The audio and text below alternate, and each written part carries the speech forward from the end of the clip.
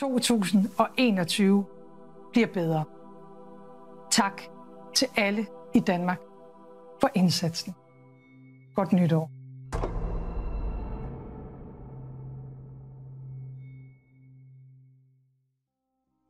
Flere og flere europæiske lande rapporterer tilfælde af coronasmitte, ligesom vi gjorde i går i Danmark. Det kommer til at få store konsekvenser. Alle skoler, natklubber, diskoteker, værtshuse lukkes. Offentlige ansatte, der ikke varetager kritiske funktioner, sendes hjem. Sygehuse og plejehjem opfordres til at begrænse besøgende. Vi står ikke i en fødevarekrise. Der er ingen grund til at hamstre hverken rugbrød eller toiletpapir.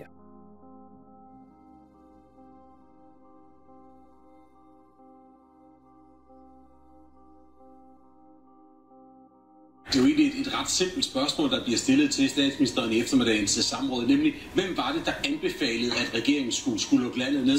Så udtaler jeg mig ikke om den konkrete rådgivning, jeg får fra forskellige myndigheder. Vi har jo haft nedsat en bred myndighedsgruppe. Det var ikke Sundhedsstyrelsen, det var ikke Statens Serum Institut, der anbefalede det. Og så er det, vi spørger, hvilke andre myndigheder var det så, når statsministeren brugte det som begrundelse? I det øjeblik, hun bringer myndighederne ind, siger, at det er myndighedernes anbefaling, så er det jer, der bringer det i spil. Det er jer, der gør det til en del af jeres argumentation. Når vi så spørger jer, politikerne spørger jer, pressen spørger jer, hvilke myndigheder så svarer I, det vil I ikke fortælle.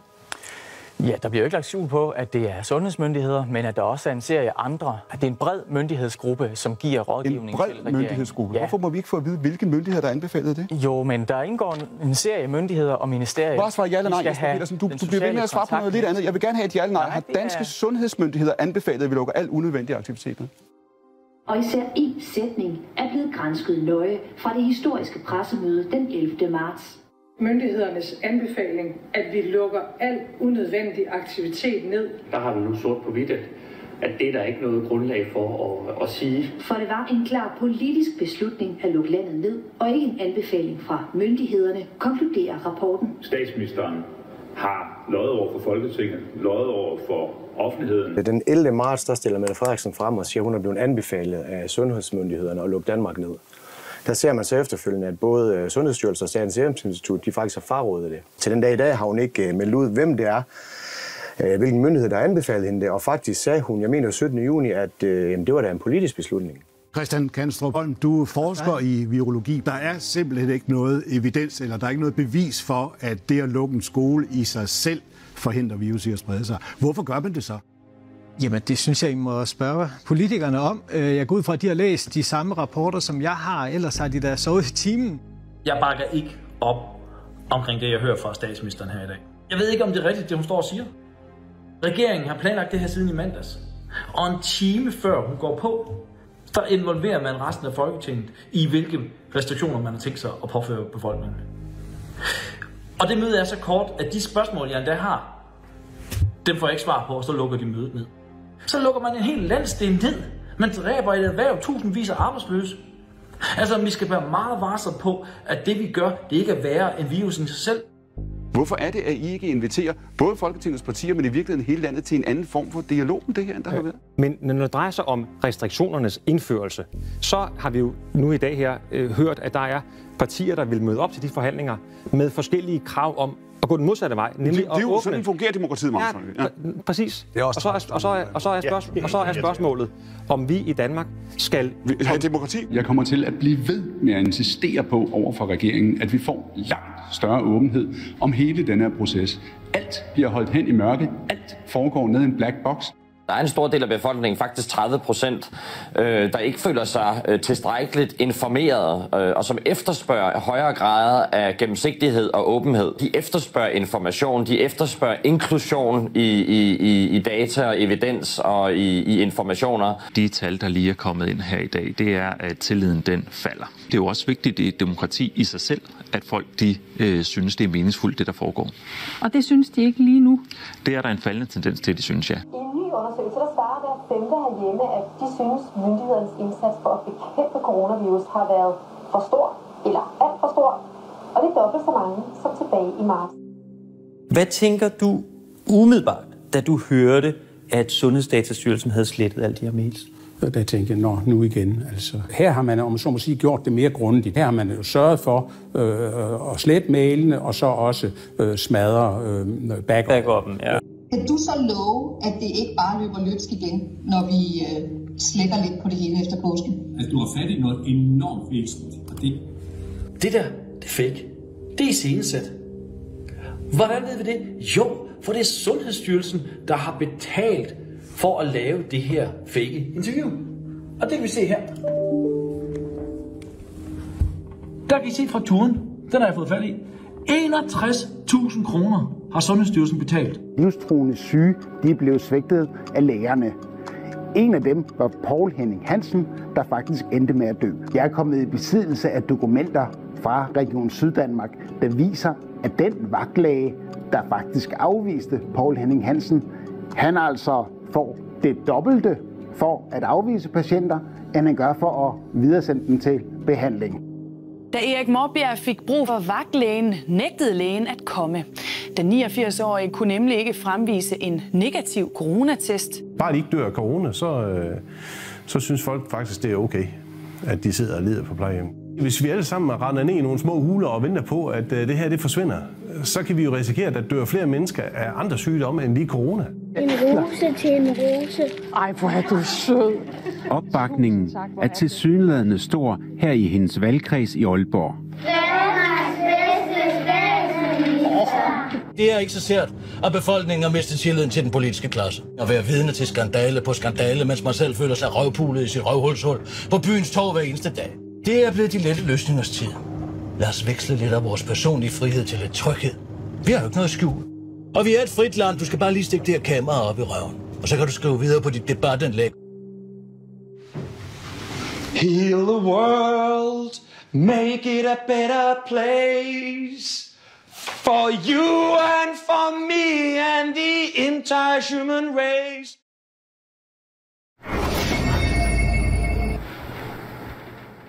Ingen må dø af coronavirus. Du må godt dø af alt muligt andet, du må bare ikke dø af coronavirus. Jeg synes, vi er ved at udvikle et menneskesyn, som jeg er meget bekymret for. Fordi at vi begyndte at se hinanden som noget beskidt. Fremover så betragter vi potentielt os alle sammen som bærer af virusen. Før vi overhovedet kan forholde os til andre mennesker, så skal vi enten igennem en test eller gøre et eller andet, hvor vi ligesom skal bevise, at det er jeg ikke. Og det opdeler jo verden i urene og rene mennesker. Der er døde ca. 25 danskere af corona-relateret sygdom den seneste måned. I samme måned er der døde 4.500 danskere af alt muligt andet. Der dør 13.600 hver år af rygning. Der dør ca. 3-4.000 hvert år af druk i Danmark. Problemstillinger, der er langt, langt større. Vi har ikke det første tilfælde af et menneske, hvor man er sikker på, at han eller hun er død af coronavirus i Danmark endnu. Så der er stor sandsynlighed for, at de her døde er deres grundsygdom i stedet for, og at coronavirus bare er konstateret ved en tilfældighed. Og til sammenligning, der er der ca. 1.000 danskere, der dør hvert år på grund af influenza. Cirka 90% af alle danskere, der vil få en coronavirusinfektion, der vil man næsten ikke mærke noget. Vi er bagud med cirka 10%, ikke også? Så det er en 60 dødsfald cirka, vi er bagud. Og det er jo noget, der kan mærkes jo selvfølgelig, ikke også? Der er jo de der videoer, hvor lægerne og sygeplejerskerne bare står og danser på sygehusene, fordi der er ikke nogen kunder.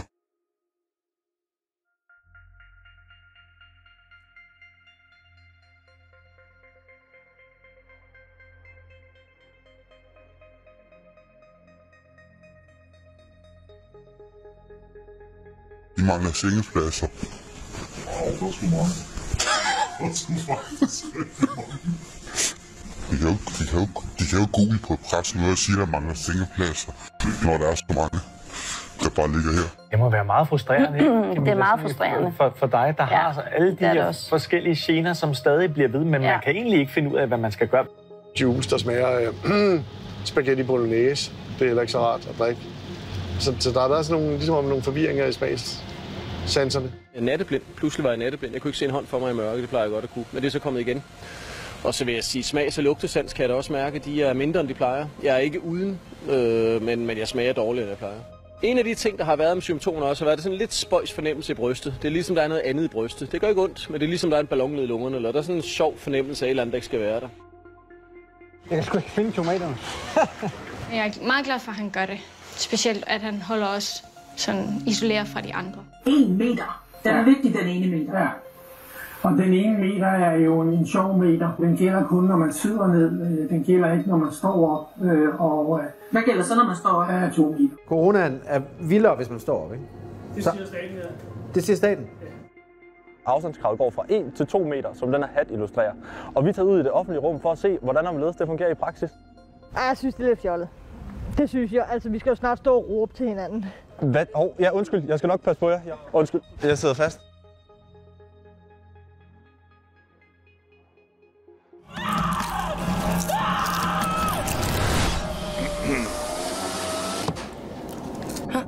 Jeg troede, der var 1 meter. Jeg vil foreslå, at man går rundt om juletræet, som markerer, at man holder i hånd snarere end at gøre det. Og synge.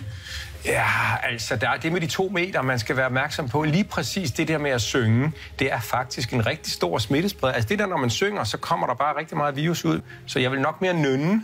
Sørg for, at der er god afstand. Måske endda et ekstra mundbind på for at beskytte den sårbare. Man skal prøve at finde en social boble at være i. Hvor meget er det, der skal være imellem jer?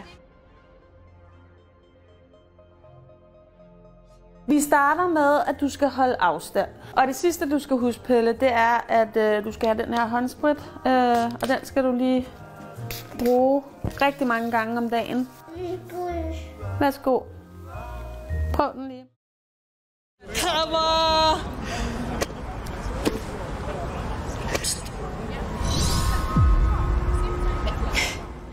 Den 10. august, der var der en borger ved navn Alex, som bedte om aktindsigt i, at litteraturlist på, hvor i der forekommer artikler, man har separeret og oprenset SARS-CoV-2.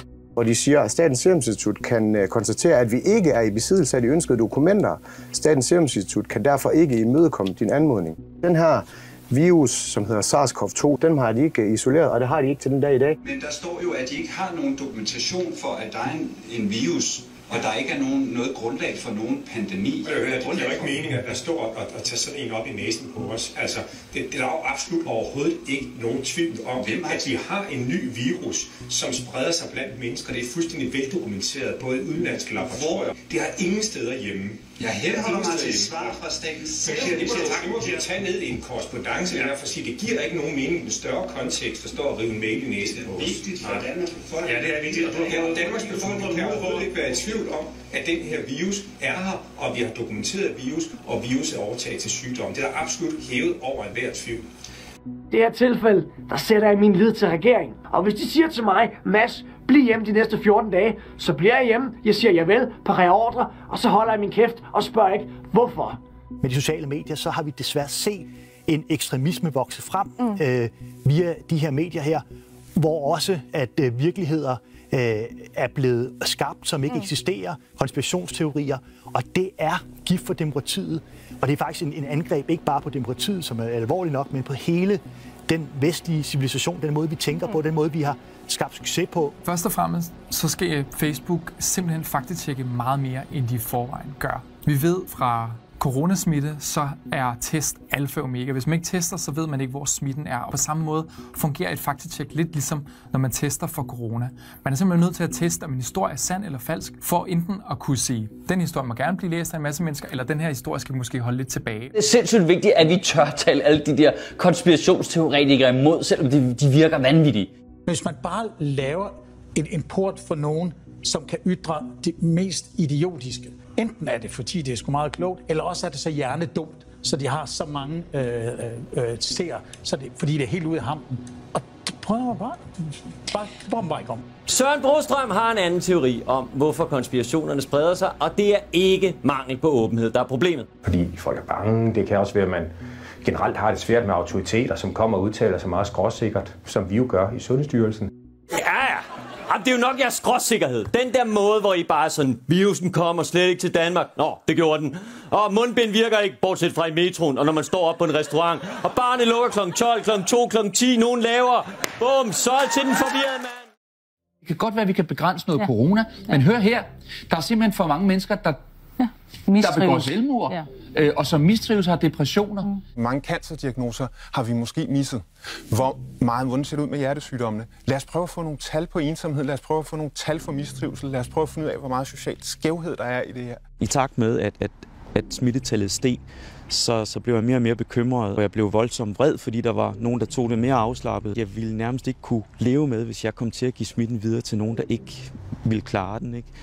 Den fylder rigtig meget. Jeg kender OCD-ramte, som har simpelthen låst sig inden nærmest, som får varerne leveret fra nemlig.com eller lignende, og som ikke stort set ikke kommer ud for en dør. Ældre, der bliver isoleret, ensomhed, depression, tusindvis af mennesker, der bliver arbejdsløse, bliver selvmord. Jeg er vant til at være en fri fugl. Nu er jeg ikke noget mere. Du må ikke besøge de andre beboere, selvom jeg er blevet vaccineret. Du må kun have en pårørende på besøg. Prøv at fortælle lidt om hverdagen. Ja, hverdagen, hvad er det for noget? Vi sidder bare. Ja, der er ikke noget, der sker ikke noget. Der er ingen musik, der er ingenting. Ingenting. Og jeg må ikke komme ind og besøge de andre, der bor lige ved siden af. Og jeg kan ikke forstå, hvorfor. Og de er lige så ensomme, som jeg er.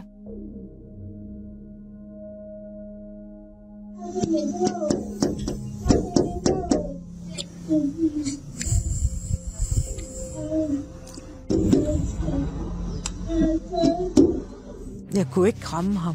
Altså, jeg kunne ikke give ham et kys. Det kunne jeg ikke, vel? Altså, der var masken i vejen. Joachim Hoffmann, du er jo altså formand for intensivlægerne, jo et folketingskandidat for Det Konservative Folkeparti. Når man ser, nu diskuterer vi ensomhed her ældre, når man ser rykker ud til selvmord i de her måneder, ikke kommer ud til folk, der har begået selvmord, hvilke forklaringer finder man så? Jamen, vi har blandt andet fundet afskedsbreve, hvor der står corona og ensomhed. Og det er ulempen og bagsiden af medaljen med restriktionerne. Jeg har gået en hel dag og ked af det 12 timer, dag ud og dag ind. Og lavet det samme, ikke snakket til nogen, så bliver det bare trist. Når vi begynder at bure skolebørn og raske mennesker inde på ubestemt tid, at folk bliver syge med depression og angst. Vi er kommet tilbage til en underlig hverdag, synes jeg, og en meget hård hverdag. Det er ret irriterende, at vi ikke rigtig kan lege og sådan noget i frikvartererne. At det eneste, man kan lave nogenlunde, bare at sidde og kigge på en skærm. Det her, det er fra de danske folkeskoler. Der står her, vi skal blive hjemme, hvis vi har symptomer. Vi må håbe, at vaccinen er god og virker, som den skal. Corona kan være en meget alvorlig sygdom. Det kører bare derudad. Her der står også, det er svært, og man kan godt føle sig alene. I skolen må man heller ikke det samme, som man plejer.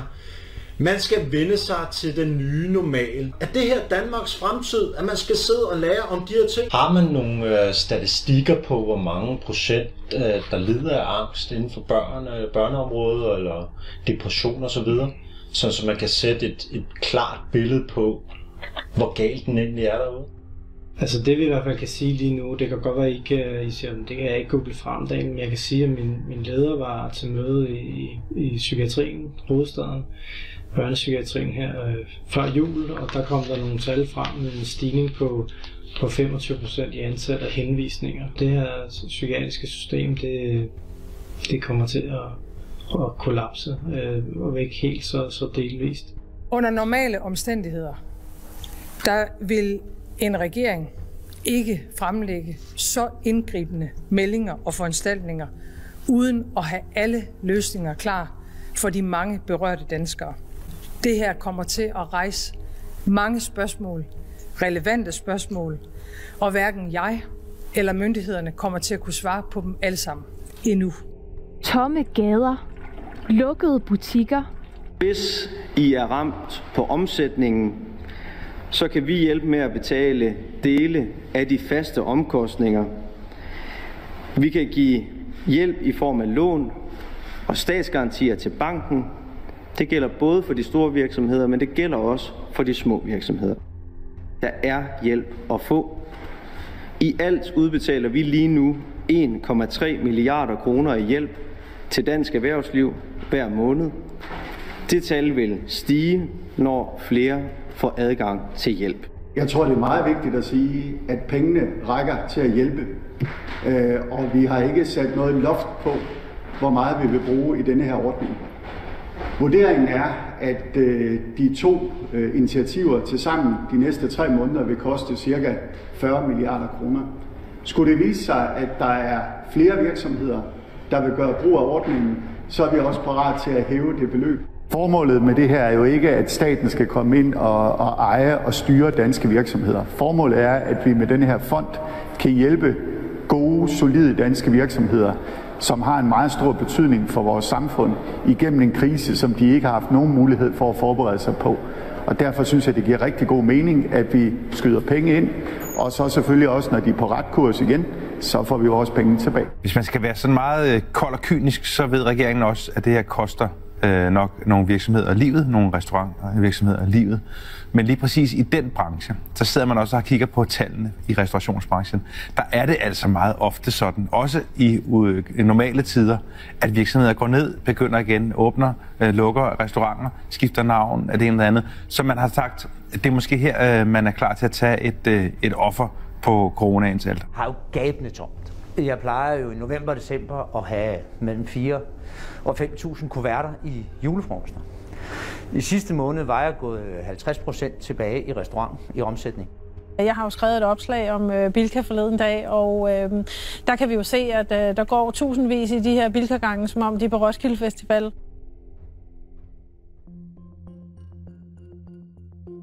Det her, det er lige skræmte mennesker, der er bange for at få covid. Det er derfor, de går rundt med masker på, fordi de er så bange for at få covid. Ikke samles mere end 10 mennesker, når du holder juleaften. Men når du står nede i din Føtex, så er det okay. Fuck, hvor er det skørt. De fleste erhvervsdrivende, de står med så stor gæld nu, at det vil tage dem 1 til 5 år at komme ovenpå igen. Man lukker specialbutikker som tøjbutikker, skoforhandlere, cykelbutikker osv., hvor man samtidig kan gå over og handle præcis de samme varer i de store supermarkeder. I flere Facebook-grupper blev der i dag opfordret til civil ulydighed ved simpelthen at genåbne forretningerne på trods af den igangværende coronanedlukning. Blot 4 dage efter virksomhedens åbning i efteråret blev landet lukket for anden gang. Pengekassen den er tom, og vi har regninger, som vi ikke kan betale, og fordi vi ikke har noget dataviser, at vi har et underskud, så kan vi ikke få nogen kompensation eller hjælpepakker. Strafferammen for at åbne en butik med de nuværende restriktioner starter ved en bøde på 10.000 kroner, som stiger i takt med antallet af ansatte. Jeg modtager ikke hjælpepakker. Min ansøgning er blevet afvist, så det gør lidt, at min indtjening er taget fuldstændig fra mig, og jeg har ikke andet. Altså, jeg har ikke andre muligheder end at holde åben. Politiet har i dag holdt ekstra øje med butikkerne. I sidste uge opfordrede en Facebook-gruppe, nemlig erhvervsdrivende, til at holde åbent fra i dag, til trods for, at det er ulovligt. I dag var der nogle enkelte, der fulgte opfordringen, og det resulterede i 15 anmeldelser og 3 sigtede. Hvis det er en lille virksomhed, så er det 10.000 kroner. Hvis det er en mellemvirksomhed, så er det 20.000 kroner. Og hvis det er en større virksomhed, så er det 40.000 kroner i førstegangstilfælde. Hvad er det, I vil? Har du kommet til at komme ind? Nej. Hvorfor kommer du ind? Jeg må ikke have lov til. Du skal lade være med at stille op på den måde, så skal du lige træde skridt tilbage. Det skal jeg i hvert fald ikke. Du skal træde skridt tilbage. Og vi er ved at undersøge, om det er en overtrædelse af databeskyttelsesreglerne, lovgivningen. Det der med at filme vores tilstedeværelse, så det ud på de offentlige meter bagefter. Ja, det kommer vi til at gøre igen. Så hører I fra os. Så kommer vi over og sigter jer for at gøre det.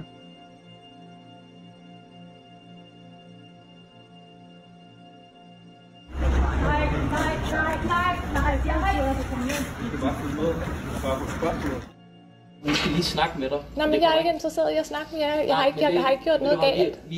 Vi skal ind og se, om vi vurderer, at du er åben, ikke? Så nej, men det har jeg ikke. Nej. Jeg siger til jer, at jeg ikke er åben, så jeg kan ikke rigtig se. Nej. Men døren er åben, ikke? Nej, der er ikke nogen dør åben. Døren er tydeligvis lukket. Det er derfor, du ikke kan komme ind. Men vi vil gerne ind og kontrollere det. Nej, men der er ikke noget, der er åbent, siger jeg jo. Men vi vil gerne ind i din butik for at undersøge forholdene. Nu er du i politiets varetægt, så skal du ikke banke nogen som helst. Du skal ikke blande dig, hvad fanden jeg skal. Du har slet ikke lov til at komme ind, uden at banke på. Jeg bankede på, og så smækker du døren ind. Det gjorde jeg i hvert fald ikke. Jo, det gjorde du kom ind i min klinik. Ja, men du skal ikke smække døren ind. Du skal ikke komme ind, uden at få lov. Du skal spørge om lov. Nej, det skal du i hvert fald ikke. Jo, det skal jeg. Du har overtrådt covid-19-reglerne, og det får du en bøde for. Anbefalinger har det jo med til lige pludselig at blive tvang. Altså når sundhedsmyndighederne går ud og anbefaler at bruge maske, så er det jo ikke en lov, det er ikke noget påkrav. Men lige pludselig så er der virksomheder og butikker, som siger, at det er et krav. Jeg er ekstremt bange for, at det bliver endnu en frihedsberøvelse. Vi har set så mange frihedsberøvelser under coronaen her, og jeg er bange for, at det er ligesom en glidebane, og det bliver meget værre. Om godt 5 timer er det her nye påbud træder i kraft, som betyder, at alle skal bære enten mundbind eller visir, Rejsende, der så ikke bærer mundbind, eller vi siger alligevel, ja, de kan blive sat af og i yderste konsekvens få en bøde af politiet på 2.500 kroner. Men flere eksperter tvivler samtidig på, at det her påbud vil gøre nogen særlig forskel på coronasmitten. Dagen før dagen. Og ret er det til. Hvor mundbind er et krav i offentlig transport. Og så rundt ørerne, og så er det på. Men det er ikke bare lige til at tage sådan et på. Det vender faktisk forkert.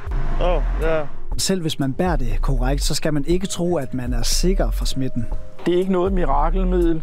Politikken har fået aktindsigt i et notat fra Sundhedsstyrelsen til Sundhedsministeriet lige præcis på det her område. Og der skriver Sundhedsstyrelsen, nu citerer jeg, at mundbind har meget lille effekt, og at det vil kræve 200.000 personer, der brugte mundbind helt efter forskrifterne i en uge for at undgå, at en person bliver smittet. Og med mundbind perfekt en uge, for at vi kan undgå, at et menneske kommer på hospitalet. Ikke på intensiv, men på hospitalet. Selvom det kan føles lidt sært de første par minutter, så vender man sig hurtigt til det, og når alle har mundbind på, så skiller man sig heller ikke ud. Det er også noget med, at man gør det, man kan. Man kan jo ikke vælge noget umuligt. Det her, det kan vi alle sammen gøre. Ikke? Vi kan lige proppe den på, og så vender vi os til det. Om det med mundbindene var 100% sundhedsfagligt, eller hvor meget det var sundhedspolitisk, jeg tror faktisk ikke, vi aldrig rigtigt. Jeg tror ikke, vi får et helt ærligt svar på det på noget tidspunkt. Den dokumentation, jeg har set igennem tiderne, har mildest talt ikke været overvældende, vil jeg sige. Virker de, eller virker de ikke? Den dokumentation, vi har, der giver det en supplerende beskyttelse. Det er et supplement. Vi har ikke den perfekte evidens på det her. Jeg er også nødt til at være ærlig og sige, at vi har ikke den perfekte evidens for mundbind. Jeg ved godt, der er nogen, der udfordrer og siger, at der mangler evidens og sådan noget, men det er altså, der er rigelig dokumentation for, at vi i den nuværende situation kan tage det ind. Jeg siger, at der er rigelig dokumentation. Der er rent faktisk lavet en lang række undersøgelser i virkeligheden af, om de virker eller ej, og de har altså ikke kunne vise nogen effekt, og det er jo det, man må holde sig til. Herhjemme, der har 6.000 danskere deltaget, og halvdelen af dem de gik med mundbind hver gang de forlod deres hjem, mens den anden halvdel altså ikke brugte mundbind. Forsøget det viser, at af dem, der brugte mundbind, ja, der var det 1,8%, der blev smittet med corona, og i gruppen, der ikke brugte mundbind, der blev 2,1% af forsøgspersonerne smittet med corona. Og det er altså en relativt lille forskel. Og derfor kommer vi ikke videre, før Søren Brostrøm lægger den overbevisende dokumentation, som han kalder det, som jeg ikke mener overhovedet eksisterer, den skal han lægge frem. Og hvorfor har vi i hele det her forløb, som jeg sagde, overhovedet ikke kunne diskutere videnskaben? Det er da noget fordækt, noget der er foregået. Og så er corona jo, som jeg sagde, ikke mere smitsom end influenza. Og i modsætning til, hvad de fleste tror, så er den ikke engang mere dødelig, fordi dødeligheden ligger på omkring 0,2%. Det gør den også for influenza. Og vi taler her altså om dansk forskning. Den største i hele verden, der er lavet. Forskerne siger selv, at det de har fundet er kontroversielt. Men alligevel synes regeringen ikke, at det er værd, at I danskere skal have resultatet derude. Og der findes ingen videnskabelig dokumentation for, at det virker i det offentlige rum. Skal vi ikke til at stille krav til vores politikere om, at vi vil have fakta, vi vil have viden, vi vil have videnskabelig dokumentation? Fordi du rejser dig op og går op til baren, så skal du pludselig have mundbind på. Det er noget fis.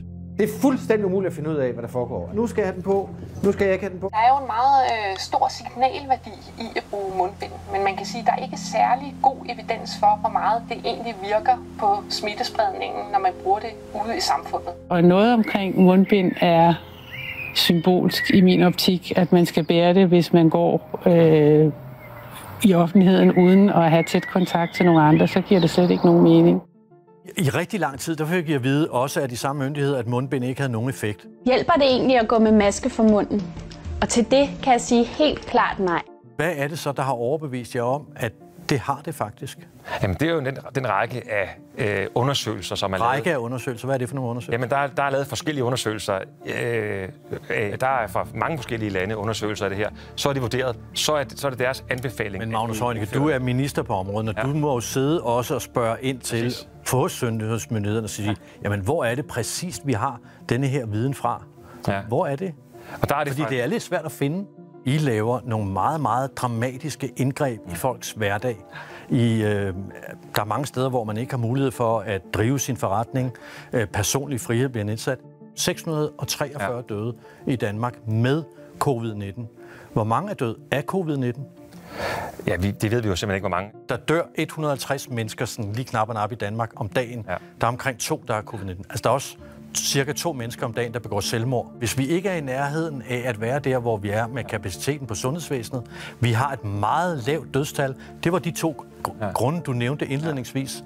Hvad er det så, det handler om nu? For næsten til at lyde som om, det er et problem for Danmark, at vi er kommet igennem pandemien på en god måde. Nej, jeg skal bare forstå det jo. Jeg skal bare forstå, hvorfor vi laver nogle indgreb, som er meget dramatiske. Altså, der er lige knap 30.000 mennesker, som er blevet arbejdsløse på grund af det her. Ja. Der er folk, der dagligt mister deres arbejde. Så derfor er det nødvendigt for selvfølgelig os alle sammen at forstå, hvad er præcis bevæggrunden for det.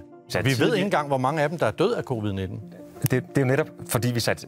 Nej, men de døde med covid-19, og altså, det vi skal hen, det er, at vi skal igennem den her pandemi, indtil vi har en vaccine på en tryg og sikker måde for Danmark, hvor samfundet er mest muligt åbent.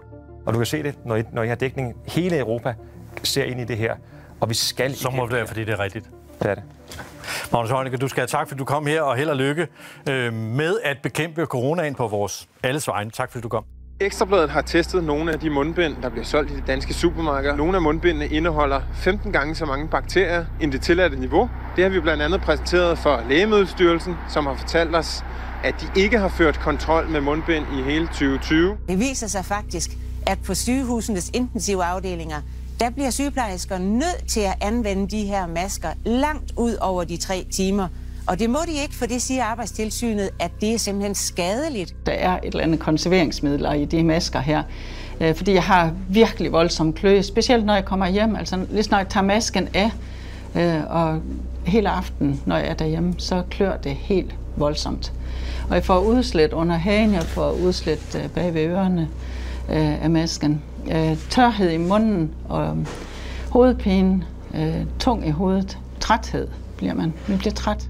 Det er sådan begyndt at skælde lidt og klø, men sådan slog det hen og tænkte, det er nok bare lidt tørhed. Det er jeg vant til at have. Men for 3 uger siden, der blev det helt vildt slemt og hævet op og gjorde ondt og sved og kløede. Jeg kan mærke, at efter en lang dag med 8 timer, så bliver jeg sådan lidt træt i hovedet og stressende. Det gør jeg. Jeg kan simpelthen ikke... Jeg mister fokus ved at køre med den. Jeg kan ikke køre med solbriller, så dukker mine solbriller. Og så har jeg det bare rigtig, rigtig varmt, ikke? Jeg synes, det er svært at trække vejret. Jeg føler irritation. Jeg føler min frihed taget fra mig. Kære kunde, husk at der er krav om mundbind i al kollektiv transport. Nu peger af mig sådan, hvorfor har du ikke mundbind på? Nogle stiger bare nærmest sådan helt vredt på mig. Det er rigtig ubehageligt at tage det offentligt lige pludselig. Folk, de reagerer på den måde, de sidder og ser uforstående og dømmende ud og ryster på hovedet. Der er selvfølgelig dem, som egentlig bare lader en være, og det er rigtig, rigtig fint. Så er der dem, som kigger meget, meget forkert på en. Jeg har oplevet at blive smidt af toget af en konduktør, der ikke vil lytte til at være undtaget, fordi det kan alle jo sige.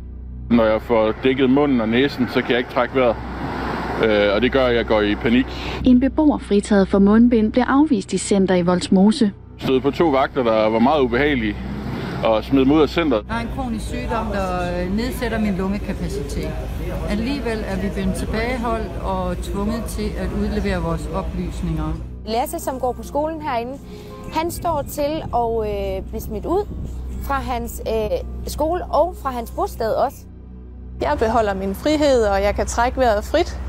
Så det er egentlig det, jeg får ud af det. Hvor mange bruger mundbindene korrekt. Jeg ser mange, der går rundt med det under hagen, eller hvor det hænger ved siden af hovedet, eller der er mange, der ikke bruger det korrekt. Der er nogen, der bruger det igen, altså flere gange. De har den altså sådan her fumler og famler ned i lommen. Folk har mundbindet hængende sådan her. Så har vi den her mundbindsbandanaen. Det tager lidt af sveden, tror jeg. Endelig er der butterfly. Hvis man bruger det helt forkert, så kan det potentielt gøre mere skade end gavn. 200.000 personer skal gå med mundbind korrekt for at forhindre et smittetilfælde. Korrekt brug, det er jo at spritte eller vaske hænder først, tage ved håndtagen eller elastikkerne, sætte det på, lad det sidde, tage det af igen, smide det ud, uden at røre ved det egentlig, og så spritte af igen. Og hvor mange gør det? Husk din maske. Ha' den altid i din taske. Men de bliver så værre. Uden et mundbind ligner du en klovn. Husk det. Så nu begynder de også at mobbe folk, så man får at vide, hvis ikke man kan gå med mundbind. Det er der nogen, der ikke kan, hvis de har astma og sådan noget, eller har angst og sådan noget. Så er de en klovn. Sundhedsstyrelsen medvirker til mobning af mennesker. Skal vi have mundbind på? Nej, jeg er fritaget. Jeg spurgte dig stille, hvor du Om jeg vil tage en mundbind på? Skal I med til København? Ja. Så tag mundbind på. Du skal tage mundbind på, så kan du gå. Jamen, jeg kan ikke bruge mundbind. Du skal tage mundbindet på nu. Jeg er fritaget. Det er bare diskriminering i forhold til, at... Det skal du prøve at melde det. Det er ikke vores problem, det er regeringens problem. Men jeg synes, det er bekymrende, du ikke bærer mundbind, og det er retningslinjerne. Så du laver? Jeg prøver at købe noget, men manden siger, at jeg ikke må. Nej. Fordi jeg er i gang med at prøve at købe noget. Men jeg kan stille med reglerne, at hvis du skal være her, så skal du være her. Den går ikke hen. Men jeg er fritaget. Ja, men den går ikke. Jeg er fritaget. Ja, men det vil jeg ikke tage noget. Du skal have mundbind på. Gå væk! Det er din skyld, at smittetallet stiger. Jeg skal på offentlig transport. I fællesskabet. Alle har bedt på ham. Vil du bare lade mig være så? Du skal være i fællesskabet. Vil du lade mig være så? Nej, det vil jeg ikke. Jeg vil gerne vide, hvad du hedder. Siden du chikanerer mig, når jeg er på vej hjem. Du chikanerer mig. Kan jeg ringe efter politi, fordi du... Ja, glimrende.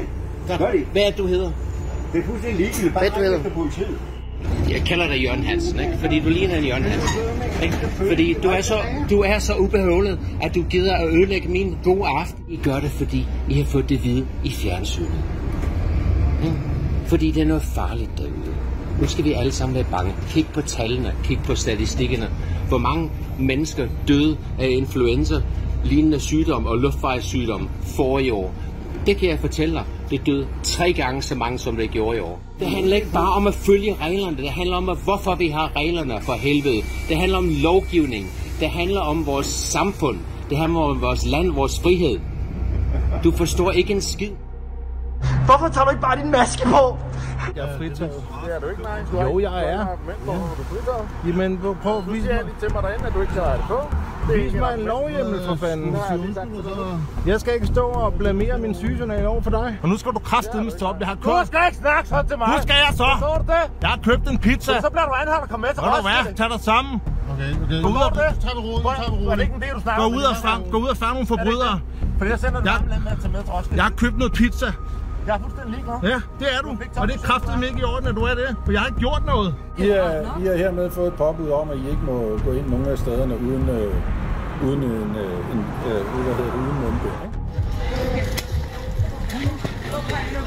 Hold kæft, mand. Hvor er det sygt, det her, mand. Det er sæt med fascisme. Jeg siger, hvis du får det ubehageligt, så er der andre transportmuligheder.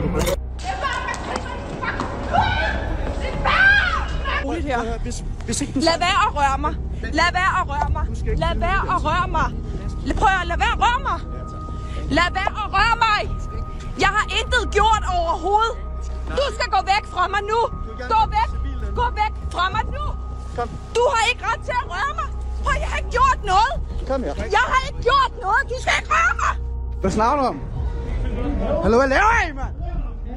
Fuck dig, jeg filmer lige hvad med det, mand. Jeg filmer lige hvad er ved her. Jeg filmer lige hvad er ved her, mand.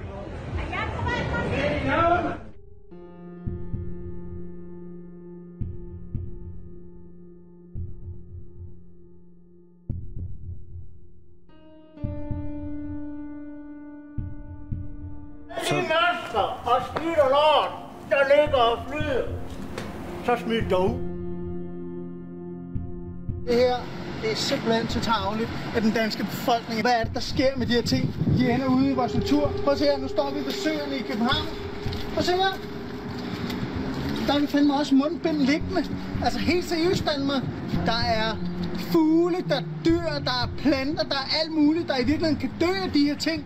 De er lavet af plastik. Så de forsvinder ikke bare. Jeg faktisk er virkelig chokeret over, hvor mange mundbind vi har kunne samle. Det er jo sygt sammenlagt, at det her, hvad vi har kunne finde på et kvarter.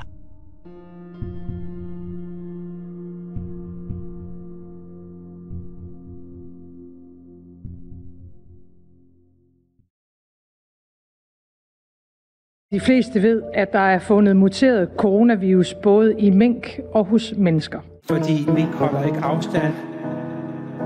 Mink går ikke med mundbind. Fordi mink holder ikke afstand. Mink går ikke med mundbind. Mink springer ikke af. Vi har i øjeblikket fra hæren indsat omkring 400-500 mand til at støtte den her operation. Du giver ikke tilladelse til, at vi kommer ind igennem din port? Nej. Jamen Palle, minkproduktion er synd for dyrene. Ja, det er det klammeste pis i hele verden, og jeg vil hellere se stormester, end jeg vil have en død mink om halsen. Men næste gang, så er det dit arbejde, der bliver lukket ned.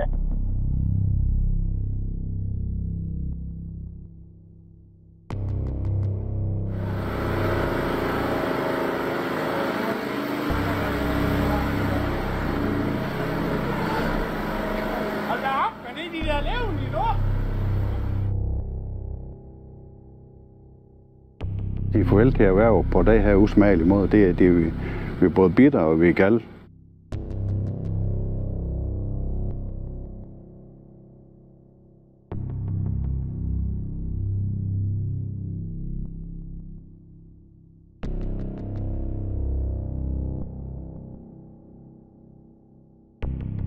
Sidst i oktober er der så mange døde mink, at myndighederne ikke kan nå at hente dem alle. Det stinker af helvede til her, det har jeg gjort i en uge.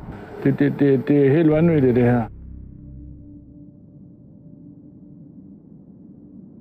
Jeg har selv bygget den her farm. Behandlet så dårligt, som vi er blevet behandlet. Jeg synes simpelthen, det er usmageligt. Vi er bare blevet fejret væk, og vi er blevet smadret fuldstændig. Og det håber jeg virkelig ikke, man har gjort uden grund. Det håber jeg virkelig. Jeg håber virkelig, det handler 100% om folkesundhed og ikke noget andet. Farvel min ønske. Jeg var ikke så stærk som I.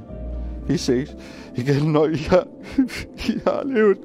De første 5-6 døgn, det var sådan en choktilstand, ikke også? Så ja, så kan man jo ikke være i chok længere. Mette Frederiksen var på klokken 4.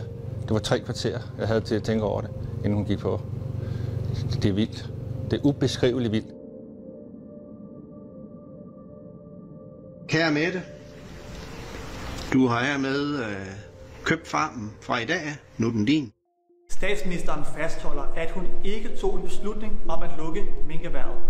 Men passer det? Regeringen har ikke truffet en beslutning om at lukke minkerhvervet.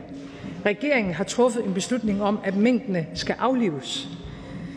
Det er 2 forskellige beslutninger. Hvis alle mink er aflivet, vil statsministeren helt seriøst påstå, at så kan man sige, at der stadigvæk er et minkerhverv i Danmark. De her fortrolige dokumenter viser, at regeringen godt var klar over, at den tog en beslutning om at lukke minkerhvervet. Regeringen og Mette Frederiksen har besluttet at aflive hele minkerhvervet og smadre folks liv. Og de gør det endda, selvom at de ikke har lovgivning på plads. De bryder grundloven. Mette Frederiksen er nødt til selv at tage ansvar for sine ulovlige ordre om nedslagtningen af millioner af raske danske mink. Senest har vi fundet ud af, at regeringen har sendt både de danske soldater og politifolk ud på danske gårde, selv efter at man fandt ud af, at ordren var ulovlig. Det er jo fuldstændig afsindigt. Politiet har sågar fået en ulovlig instruks, der skulle presse de danske minkavlere, også efter at man fandt ud af, at ordren var ulovlig. Her står jeg sammen med Danmarks grundlov. Og derfor den næste meget vigtige opgave. Jeg har jo hørt en enkelt udtalelse eller 2 gennem tiden, Søren, som jeg synes nødvendiggør, at du lige får læst grundloven rigtig godt igen. Husk på, at der er ikke nogen af os, der står over den. Det er på det fundament, vores samfund hviler. Der er begået en ulovlig handling. Det er konstaterbart. Havde det været en privat virksomhed, så var der gået 10 minutter, du har fået til at pakke dine ting. Så har du været ude af biksen, punktum slut. Altså, som jurister, det må jeg sige, jeg er så rystet, at jeg nærmest har mistet min humoristiske sans over det her forløb. Jeg synes, det er så skandaløst i alle sine aspekter. Altså det, at man kører de her mennesker over deres livsværk og deres arbejdspladser, det, at man går udenom Folketinget, det, at man stadigvæk lader hånd om de her grundlovssikrede rettigheder, det, at man foretager så stort et indgreb i folks ejendomsret. Jeg er helt rystet over det, og det her, det er jo bare Altså, det er jo forfærdeligt. Altså, det er ulækkert, men det er også bare horribelt for miljøet, for de mennesker, der bor i områderne. Og bare, altså, man kan ikke engang opdatere hovsaløsning i ordbogen. Det her, det er bare, altså, skandale skal bare opdateres i ordbogen. Det her, det er så stor en skandale. Jeg har ikke selv set noget lignende. Nu har man smadret et helt erhverv, som kommer op på en regning på måske 15 milliarder for skatteyderne, udover at man har ødelagt et erhverv. Det er den største politiske skandale, jeg nogensinde har oplevet. Vi på redaktionen bliver ringet op af jurister fra embedsværket. Normalt vil man have en dialog med politikere, med ministre. I det her tilfælde er der jurister fra Justitsministeriet, som direkte ringer og beder om, at vi ikke kalder det en ulovlig ordre, og at vi ikke kalder det et grundlovsbrud. Der er massiv kritik af jer i Rigspolitiet, når I godt har vidst, at der ikke var lovhjemmel til at udføre de ordre, som I satte jeres egne medarbejdere til at udføre. Jeg kan godt forstå, at der kommer massiv kritik af politiet, hvis man ikke kan have tillid til, at politiet overholder loven. For hvis ikke politiet skulle overholde loven, hvem skulle så gøre det? Men på en beklagelig fejl, så har der ikke været lovhjemmel til den beslutning, der er truffet. Fordi selvfølgelig, når der bliver begået en fejl, så skal det afdækkes, hvad det er, der ligger til grund for det. Jeg er jo af den principielle overbevisning, at man skal lade sig undersøge, og det gælder alle regeringer.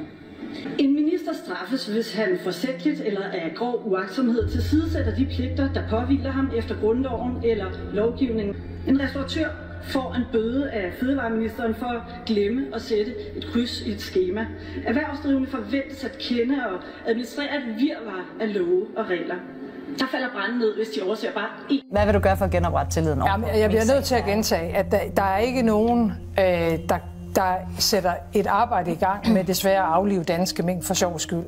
Eller af nogen som helst anden årsag, end at der er en risiko for danskernes folkesundhed.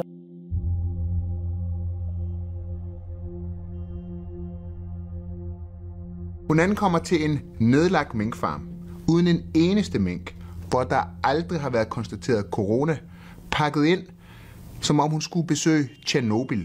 På meget, meget kort tid har fået knust deres livsværk, og det har været følelsesladet for dem, og undskyld, når vi er på den anden side af det her, og det var ikke på grund af dem, og ikke fordi, at de har været dårlige minkavlere, tværtimod, men det er på grund af coronaen. I det hele taget skal vi vise børn og unge, at vi tager klimakrisen alvorligt. Vi skal reducere det danske udslip af CO2 og andre drivhusgasser med 70% inden lige om lidt i 2030. Vi mangler cirka 25% af de 70% at finde endnu. Det dramatiske stof for minkavl vil nemlig få en positiv effekt på luftkvaliteten og miljøet i Danmark. Siden 2005 har skiftende regeringer og landbruget kæmpet med et EU-krav om at nedbringe udledningen af ammoniak med 24% inden 2020. Men sammen med minkene forsvandt altså også 4.200 ton ammoniakudledning, og pludselig så er målet om at nedbringe ammoniakudledningen indfriet. Er det så sådan en sag, der kan munde ud potentielt i en rigsretssag? Ja, det er det. Altså, vi har ikke meget erfaring for rigsretssager, og der står ikke noget i grundloven om, hvad der skal til, hvor meget der skal til for at rejse en rigsretssag. Men det kræver et flertal i Folketinget. Så der er også politik i det her. Men det er jo en stor ting at tage frem og lægge på bordet ordet rigsretssag. Ja, altså, det er den måde, som vi stiller ministre til ansvar for. Man kan ikke trække dem for byretten. Det er i bund og grund i sin essens et politisk valg, om man mener, at der skal være en rigsretssag eller ej. Det er ikke i orden. Alle skal følge loven, og det skal Mette Frederiksen ned med mig også, selvom hun tror, hun er hævet over det. Retsopgør nu. Og vil du være Mette Frederiksen? Det kan du tro, det skal nok komme. 2 dage efter regeringens barske besked, demonstrationen er et opråb til politikerne. Altså, hvad er det, der går igennem statsministerens hoved de 48 timer efter, man finder ud af, at det er ulovligt, det man har gang i, og man ikke gør noget ved det? Ja, kort sagt, altså, hvad i alverden er det, der foregår? 1000 livsværk går til grunde. Vi mister eksportindtægter for 5 milliarder kroner. Skatteyderne kommer til at hænge på en stor milliardregning på et meget forhastet og spinkelt grundlag. Det har været et stort kaos fra regeringens side. Et cirkus uden lige. Hele forløbet i minksagen har været dybt kritisabelt. Skiftende meldinger nærmest fra dag til dag. Påbud med ekstremt vidtrækkende konsekvenser uden lovhjemmel. Modstridende forklaringer. Et forceret forløb, der har medført dyremishandling. Minkavlerne og erhvervet er blevet behandlet uanstændigt. Der er begået direkte ulovligheder her. Der er begået et grundlovsbrud. Det er så klokkeklart, det der er begået. Og så skal vi høre det bagatelliseret som en fejl. Og vi skal slet ikke diskutere, om det, der er sket, er ulovligt. Fordi det er sådan set erkendt, at det er ulovligt. Jeg synes, det er en meget, meget grov påstand. At jeg som statsminister ikke har tillid til danskerne, det vil jeg gerne have mig frabedt. Det bliver jeg nødt til at sige. Altså Danmark og danskerne har lige vist, at på fænomenal vis, at vi kan finde ud af at håndtere en situation som den her. Jeg vil ikke have det siddende på mig. Min tillid til danskerne er kæmpe stor. Men jeg er da fuldstændig opmærksom på, at det vi beder om er helt vildt. Lige her vedtager et enigt folketing en hastelov, der gør Socialdemokratiets Magnus Heunicke til den mest magtfulde sundhedsminister nogensinde i vores demokratiske historie. Hele dagen i går, der hastebehandlede man en vidtgående lov. Det er indgreb i en masse af vores rettigheder. Loven gør det blandt andet muligt for sundhedsministeren at forbyde forsamlinger af en vis størrelse. Lovændringen betyder helt konkret, at ministeren ene og alene har magten til at beordre blandt andet tvangsindlæggelser, tvangsbehandlinger, inddrage offentlige bygninger, lukke dagtilbud, forbyde adgang til offentlig transport og offentlige steder. For eksempel det med forsamlingsforbud, det er jo noget, regeringen beslutter. Og så kommer der 2 betjente i en bil og stopper og spørger mig, om jeg er klar over, at der er det her opholdsforbud. Og jeg spørger, om jeg ikke må slippe med en advarsel, så siger de nej, det må jeg ikke. Men jeg skal have en bøde på 2.500 kroner. Jeg startede med at sige, at jeg var sigtet. Jeg tænkte, okay, hold da op. Jeg sidder her med mine 2 piger på 7 år. Vi skal bare lige sidde her. Der er ikke nogen mennesker. Og nu får jeg så en bøde. Jeg synes, det er lidt langt ude. Så jeg vil klage over det. Det vi har kunne læse os til at få oplyst, det er, at det er 2.500.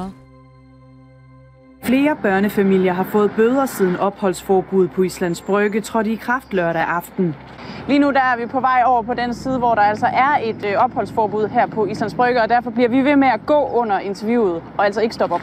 Malene Sundberg Simonsen er vred og skuffet over politiets håndtering. Jeg er decideret målløs og sur og chokeret, fordi jeg synes, det er helt forkert at gå sådan til angreb på de lokale beboere her på Bryggen og på småbørnsfamilierne, som benytter arealerne. Jeg synes, en advarsel havde været på sin plads. Der er opholdsforbud her i zonen. Men trods kritik står Københavns politi fast på deres håndtering og ændrer ikke på fremgangsmåden. Hvert enkelt tilfælde vil blive vurderet af den politimand, der står dernede. Men udgangspunktet er, at hvis man tager ophold, hvor der er opholdsforbud, vil man blive sigtet. Hej. Vi skulle egentlig bare lige tjekke op på, hvordan det ser ud hernede. Ja, men vi gør alt, hvad vi får besked på. Men det kan vi også se. Nu har dine skilte hængende, eller du har et mundbind på her også. Privat bolig, det er der, hvor du bor. Og det er således ikke et værksted, en maskinhal, en garage eller en lade, men kun der, hvor du bor. Det er en bolig, og det er den del, der er undtaget fra forbuddet. Det kommer til at foregå sådan her, at vi nu tager en af gangen. Jeg tror ikke på, at de har lovhjælp til bare at bryde ind her og stoppe en fest. Burde du ikke bare sige, okay, vi dummede os, nu betaler jeg prisen, og så kommer jeg videre? Nej. Hvis vi ikke kan stole på vores politi i Danmark, hvem skal vi så kunne stole på? Vi er bare i en situation lige nu, hvor man ikke skal feste så mange. Jeg tror, at det vi kan gøre, det er, at vi kan lave en større bøde. Så er der kun én ting at gøre, det er at se at sætte bøderne op. Men vi gør det omvendt også for at slå ned på piratfester og andre former for organiseret uansvarlighed. Klokken er mange. Vi skal hjem. Nej. Stop. Tag af. Vi skal ikke hjem. Vi skal feste, og jeg er DJ. Nu sætter jeg musik på. Okay?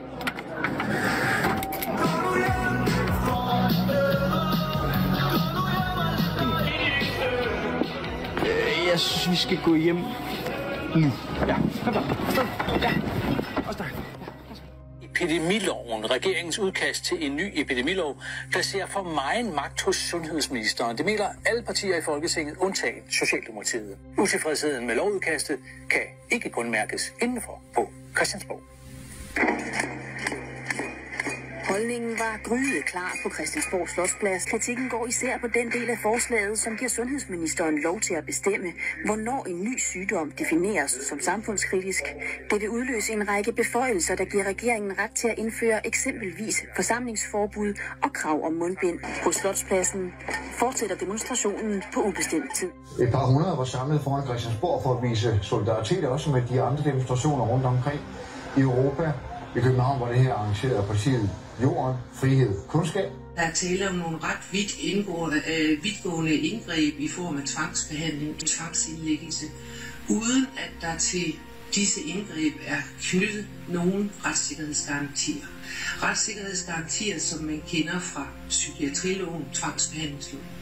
Ingen overhovedet. Der står ikke engang i loven, hvad det er for nogle indgreb, man mener, der er administrative frihedsberøvelser. Det er altså helt op til Styrelsen for Patientsikkerhed at vurdere, hvornår er der tale om et indgreb, der har karakter af frihedsberøvelse.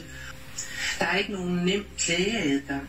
Der er ikke procedureregler. Altså alle de retssikkerhedsgarantier, vi kender fra tilsvarende lovgivning, de er fraværende. Det forholder sig desværre sådan, at både politiet og militæret kan misbruges af dem, der giver ordren til at udføre rettighedsovertrædende handlinger. Det er altså jeres opgave at sige fra over for disse rettighedsovertrædende ordre, som de eventuelt kan få. Jeg så en artikel for et par dage siden omkring nogle læger, som siger til staten, vil I ikke nok fjerne de her særlove hurtigst muligt og ikke vente til marts næste år, fordi de ved jo godt, at det er dem, som kommer til at udføre de her rettighedsovertrædende love.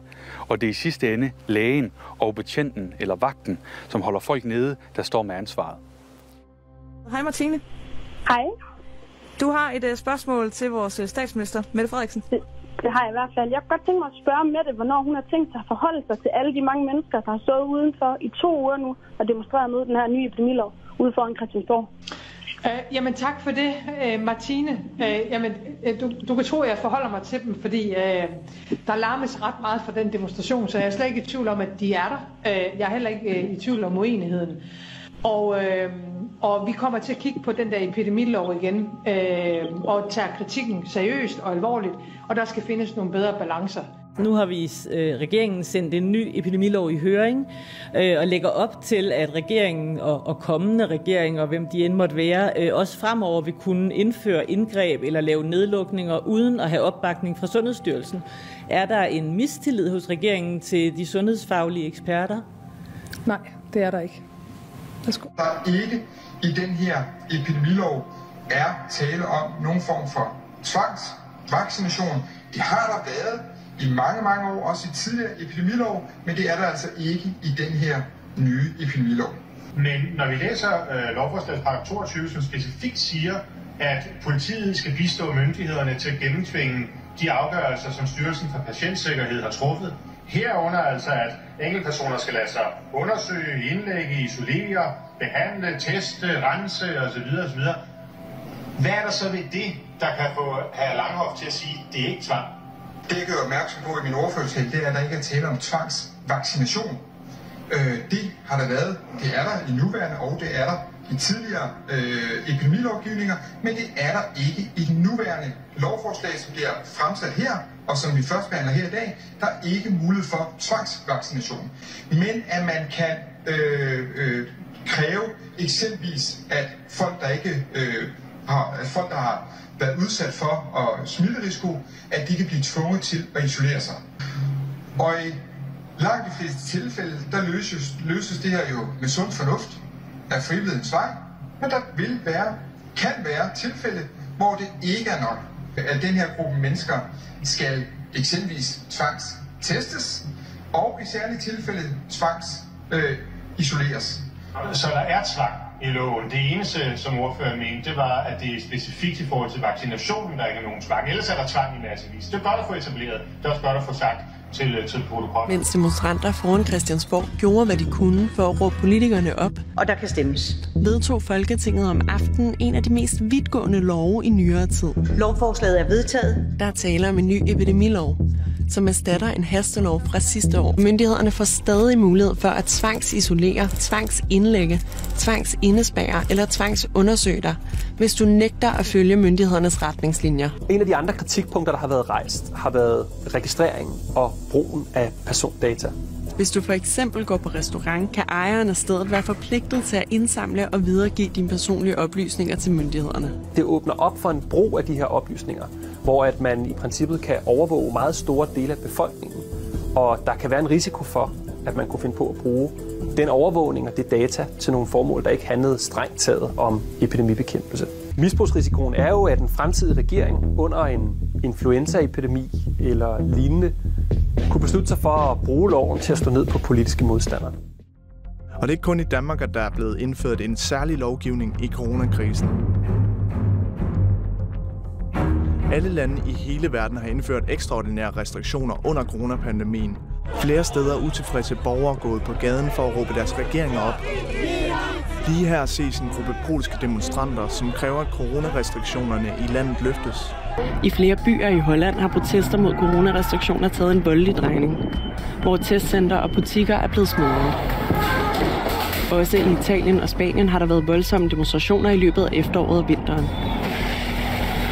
I vores naboland Tyskland har protesterne været voldsomme i mange måneder.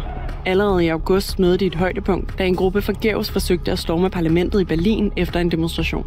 Hvad er det, regeringer gør, udover at de vil først og fremmest prøve at beskytte deres befolkninger?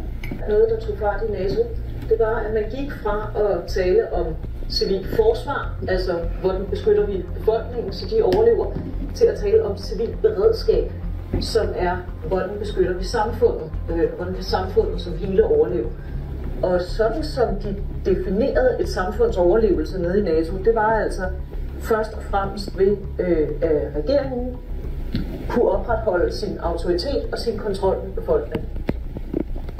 Og derfor så kom de sådan faktisk ret hurtigt til at sidde og tale om det her med, jamen, hvordan sikrer man, at en befolkning gør, som der bliver sagt i krisetid.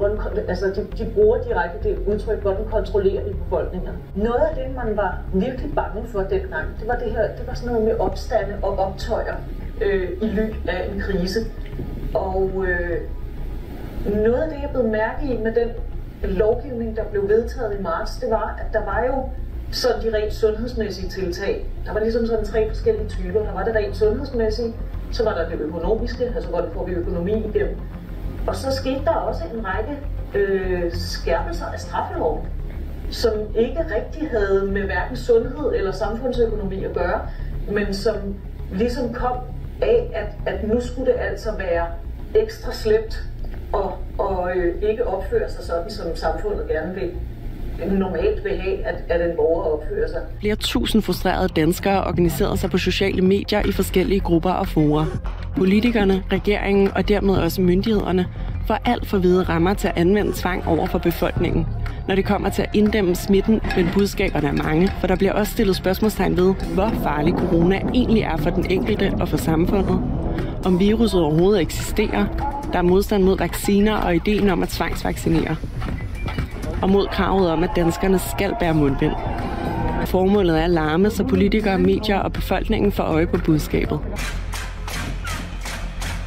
De sidste 3 måneder har folk rendt rundt og slået på gryder og pander og prøvet at skabe opmærksomhed på det her. Og det er jo egentlig i princippet faktisk nogle af dem, som burde sidde i den her stol og få den her mediedækning. Det er jo dem, der har gået og frosset ude for kulden i rigtig lang tid for at blive hørt.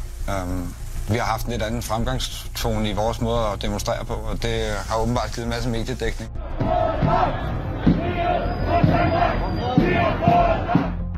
Den her bevægelse, det ting, der er opstået som justitsminister, hvor stor ser du den være, at noget du regner med at vokse, og hvordan forholder man sig til det fra regeringen og myndighedernes side?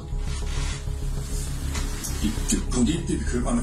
Punkt 2, vi er fra politiets side klar til at være til stede og gribe ind, hvis det er nødvendigt.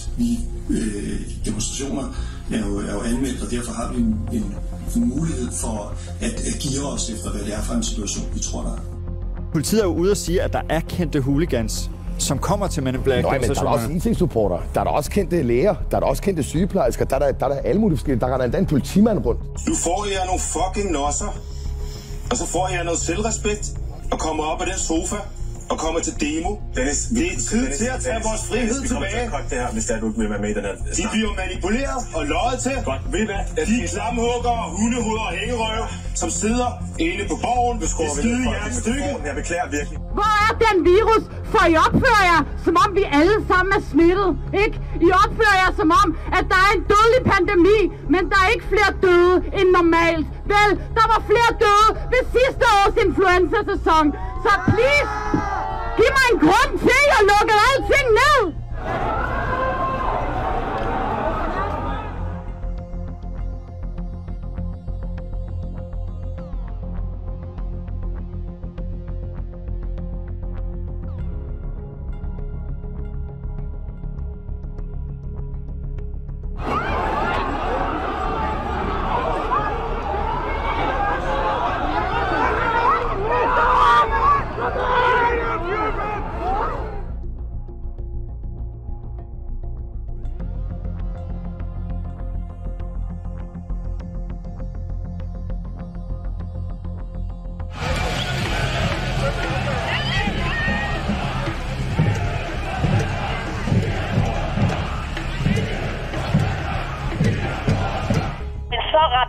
og invaderende epidemilov, at selv Kim Jong-un og Lukashenko får deres rædselsregimer galt i halsen. Først så bryder de grundloven og lyver om det, og så forsøger de samtidig at få en lov igennem, hvor ordet tvang optræder 37 gange. Vil du da skide i bilen? De pikhoveder, de har lige så lidt krav på arbejdsro som pædofil i en børnehave. Vi luder! Vi har fået! Hvis der træffes, risikerer at blive anholdt, og modstand mod eventuelle anholdelse er i sig akbart. Kan man sige, at når der bliver hængt en dukke op af Mette Frederiksen, der bliver sat ild til, der er nogen, der bliver anholdt osv., kan vi stadig godt sige, at det er et fredeligt oprør i gang med? Ja, selvfølgelig. Hvad med Lars Løkke? Dem, der brændte Lars Løkke af. Ja, politikerne. Var det også et voldeligt oprør mod Lars Løkke? What? De har brændt Mette Frederiksen? Hvad har de? Det er jo forfærdeligt. Det er jo mor. Ja, altså, de har brændt en dukke af, ikke? Nå. Ja, men det ændrer ikke på symbolværdien. Det er højforræderi. De skal have den hårdeste straf. 16 år. Minimum. Det er et angreb på selve demokrati. Nina Heddinger fra Enhedslisten har også brændt en dukke, der forestillede Lars Løkke Rasmussen. Nej, nu stopper det! Vi er lige nu i et kapløb med tiden mod den nye mutation, der uanset hvad vi gør, vil blive den dominerende også i Danmark. Den britiske mutation er en kæmpe fjende. Det, der er den danske strategi, er faktisk det, Jens lige har redegjort for. Det er aggressiv testning. Det er at smitteopspore, altså finde ud af, hvis en er syg, hvem har man været i kontakt med, få fat i de pågældende, få dem testet og få isoleret dem, der måtte være syge. Så kombineret med det, vi ser nu, nogle lokale, regionale indsatser, som enten kan være nedlukninger, for eksempel af et slagteri, eller nogle særlige forhold omkring plejecentre, sundhedsvæsen og andre ting. Det er det, der er den danske plan. Det handler om test, opsporing og isolation. Det er et af Danmarks 16, snart 17 testcentre. Og herover er vores sidste skud på stammen. De her biler, som kommer til at køre ud og foretage prøver ude, hvor folk er på deres arbejdspladser. Nogle steder endda også hjemme hos folk. Hej. Jeg skal fodre dig helt bagerst i halsen bag din drøbel, og så skal jeg fodre begge dine mandler. Man kan være god og dårlig til at pode, vil jeg sige. Og så er der nogen, og det gælder mig selv, som har nogle reflekser, som man ikke kan styre. Så det er ikke fordi, man er dårlig til det. Jamen, de stikker en vatpind ned i svælget på en, og det er der jo ikke særlig mange, der synes er særlig rart.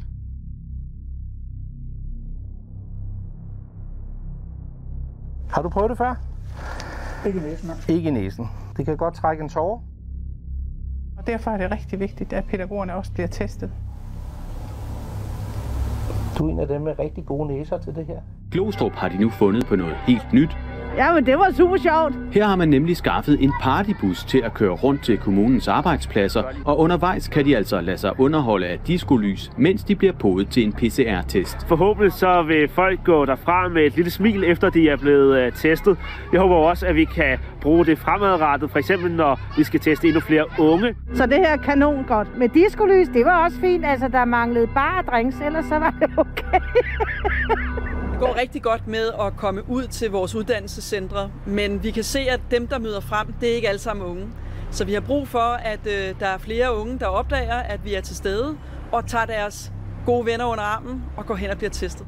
Det fortæller jo ikke noget om sygdomsudviklingen eller dødeligheden, hvor mange der er smittet. Men hvis vi nu podede for noget andet, så ville vi måske finde lige så højt smittetal. Det er meget atypisk i forhold til, hvordan vi normalt vil forholde os til virusinfektion. At teste folk uden symptomer, det er ikke kun penge ud af vinduet, det er en katastrofe. Det er ved at blive så fuldstændig absurd dyrt for samfundet, og det er alle mulige mennesker, der ikke fejler noget, og der ikke har nogen grund til det. De skal bare ligesom testes. Ja.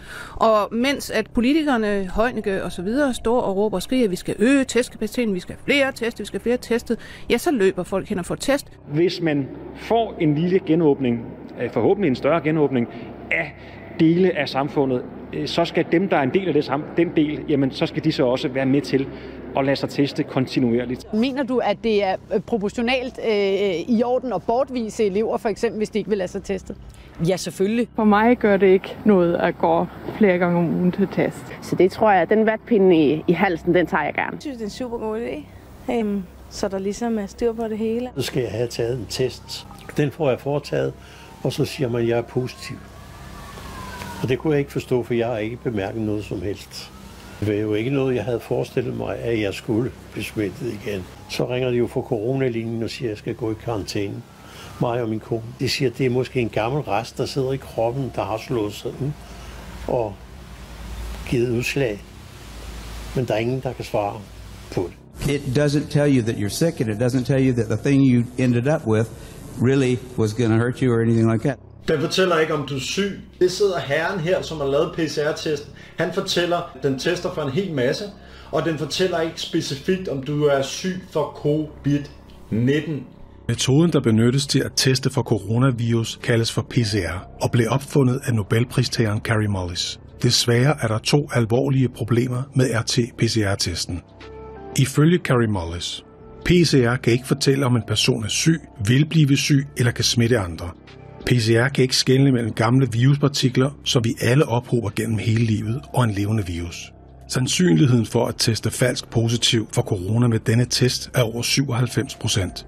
Retten i Portugal har dømt den fuldstændig ubrugelig til formålet. Tusindvis af immunologer, virologer, patologer, læger og eksperter over hele jorden censureres, når de stiller kritiske spørgsmål.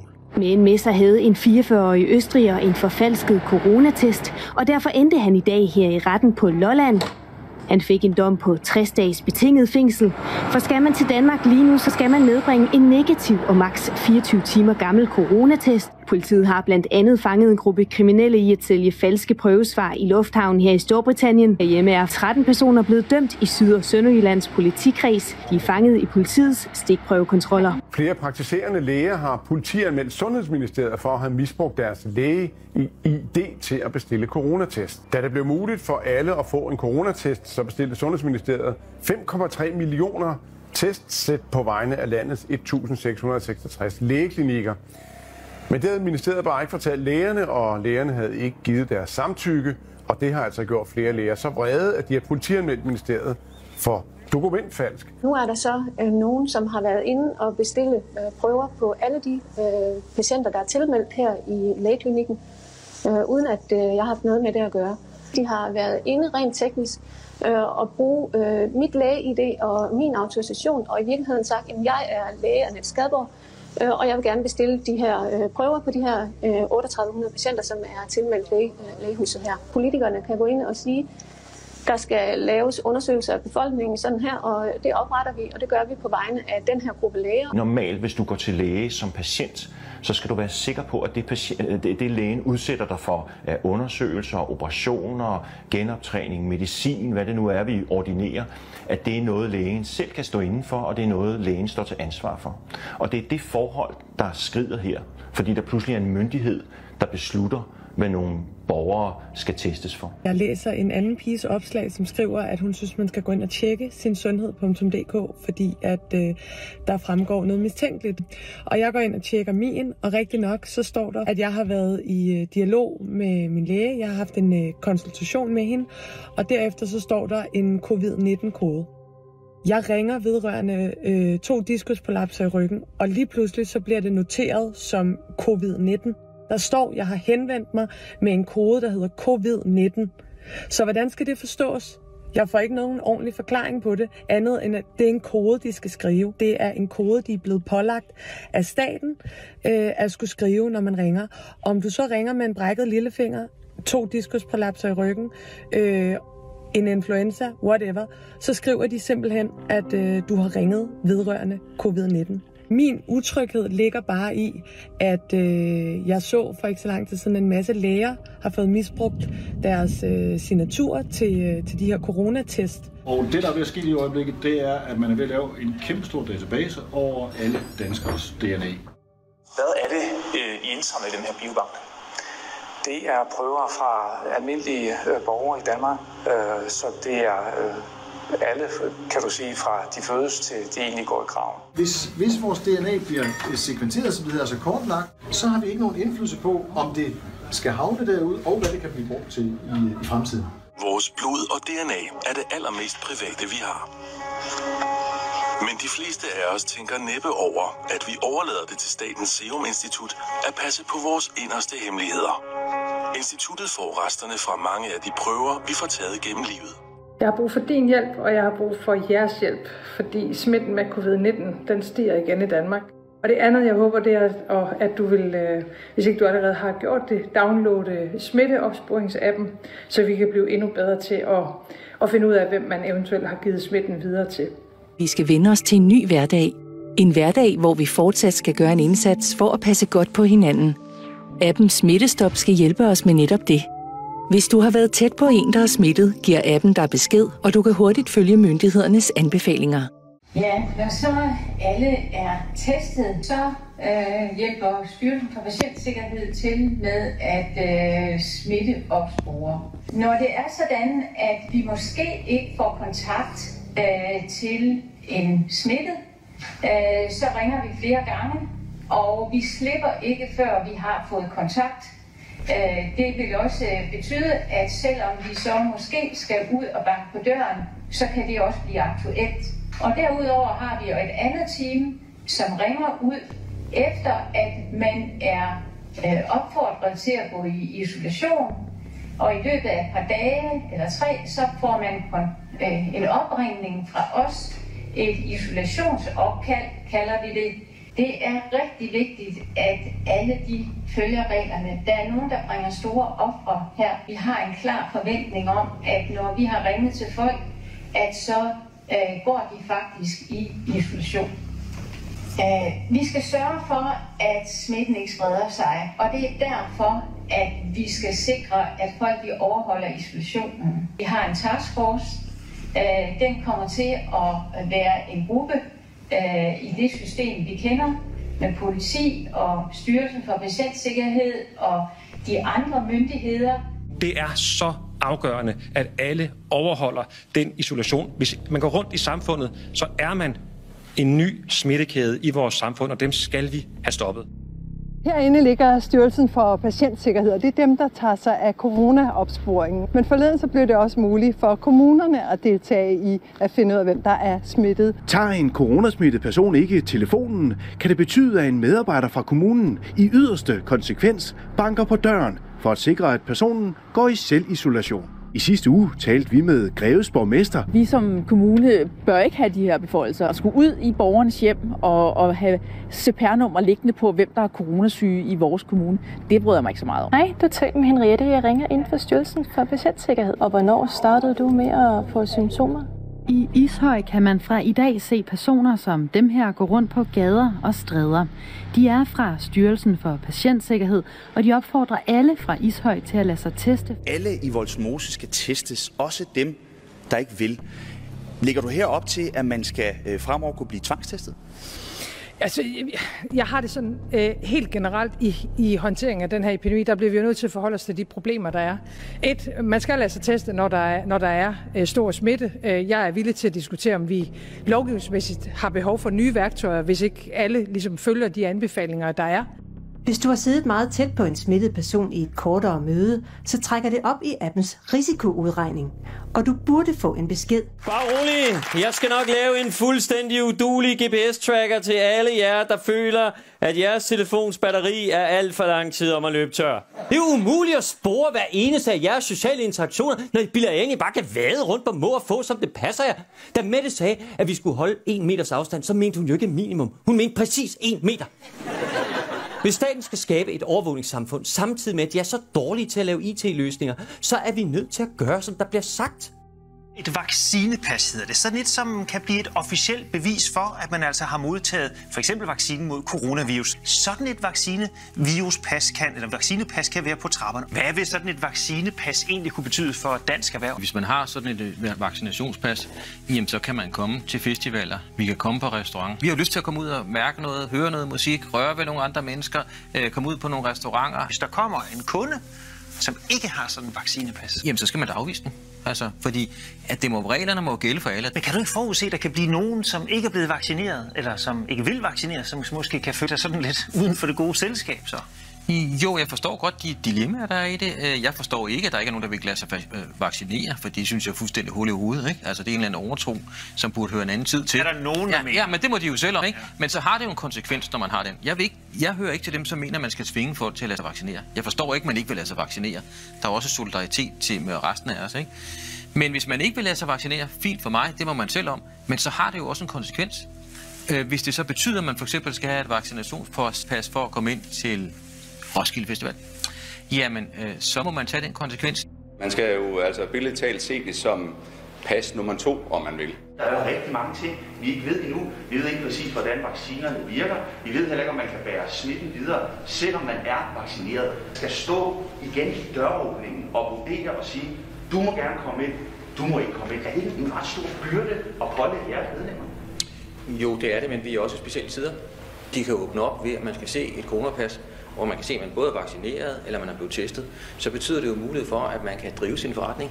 Og der er ikke noget, virksomheden heller vil. Det er at drive deres forretning, det er jo deres livsværk. Og det sikrer arbejdspladser for det danske samfund. Så det vil de være villige til. Den bliver 100% frivillig. Det er rigtigt.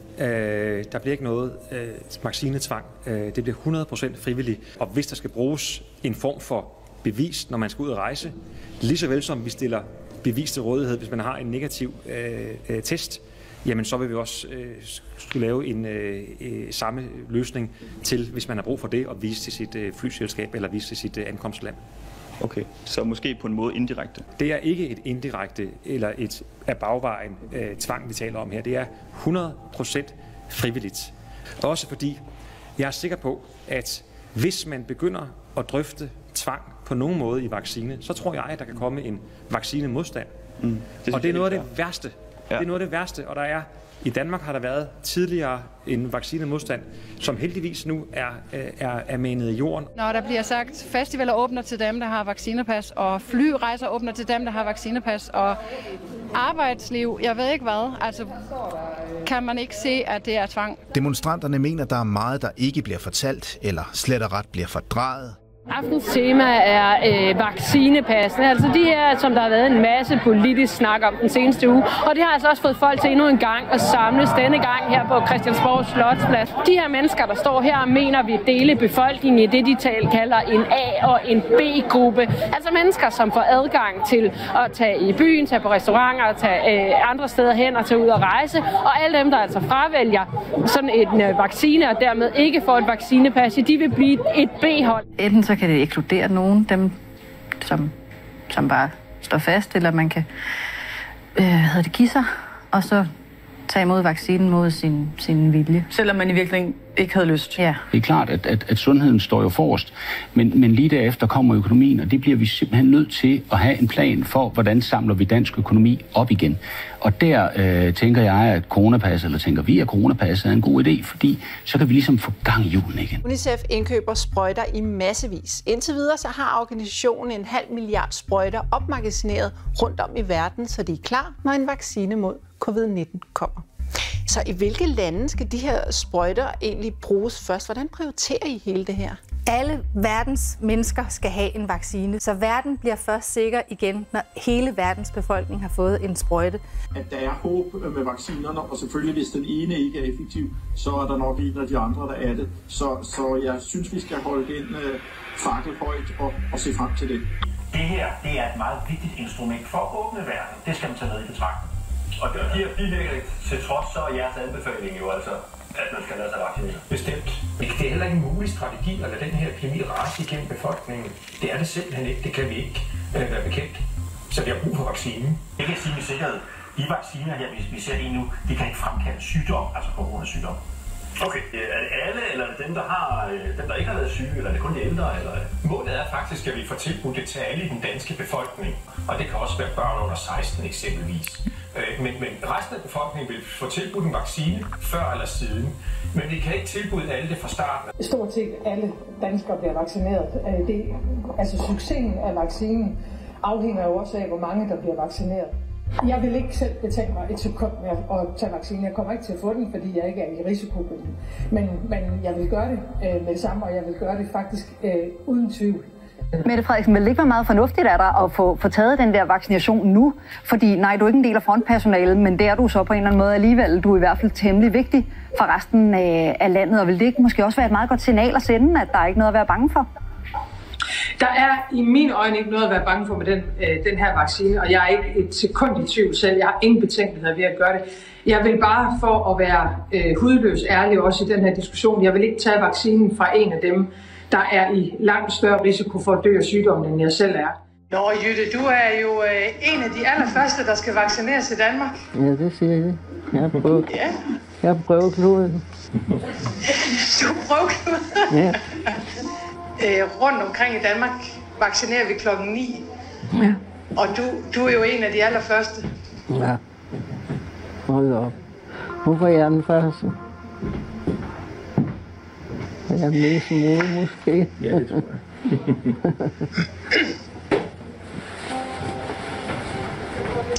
Der kommer vaccinen.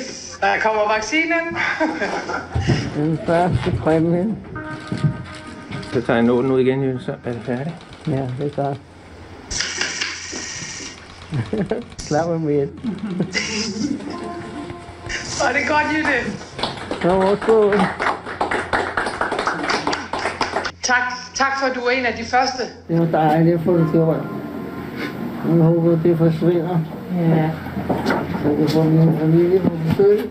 Jeg kunne næsten ikke få armene ned. Det er helt fantastisk, at vi nu endelig kan gøre noget ved den her sygdom. Jamen, det betyder jo, at der er mange flere, der må komme ind og besøge mig. Forhåbentlig. Jeg har prøvet før. Ja. Du glæder dig til, at vi kan smide mundbind? Det er helt sikkert, at det bliver dejligt, når vi kan sige hej med dig. Dejligt, at vi kan komme i gang med at vaccinere, så vi kan nærme os normal tilstand. Jeg er i risikogruppen, fordi jeg får så meget immundæmpende medicin. Så jeg har så været spærret ind lige siden det startede. Vi er nu på vej ind i det store område i Bella Centeret, hvor der skal være 36 vaccinationsbåse. Så det er ligesom lyset for enden af tunnelen på, at vi får brudt med coronaen, og vi kommer tilbage til en normal hverdag igen. Jeg føler mig helt specielt og beæret over at kunne være herude. Ja, stemningen er spændt, men i top forud for den kommende massevaccination. Det her, det glæder jeg mig til. Jeg håber, jeg kan komme til at rejse noget mere.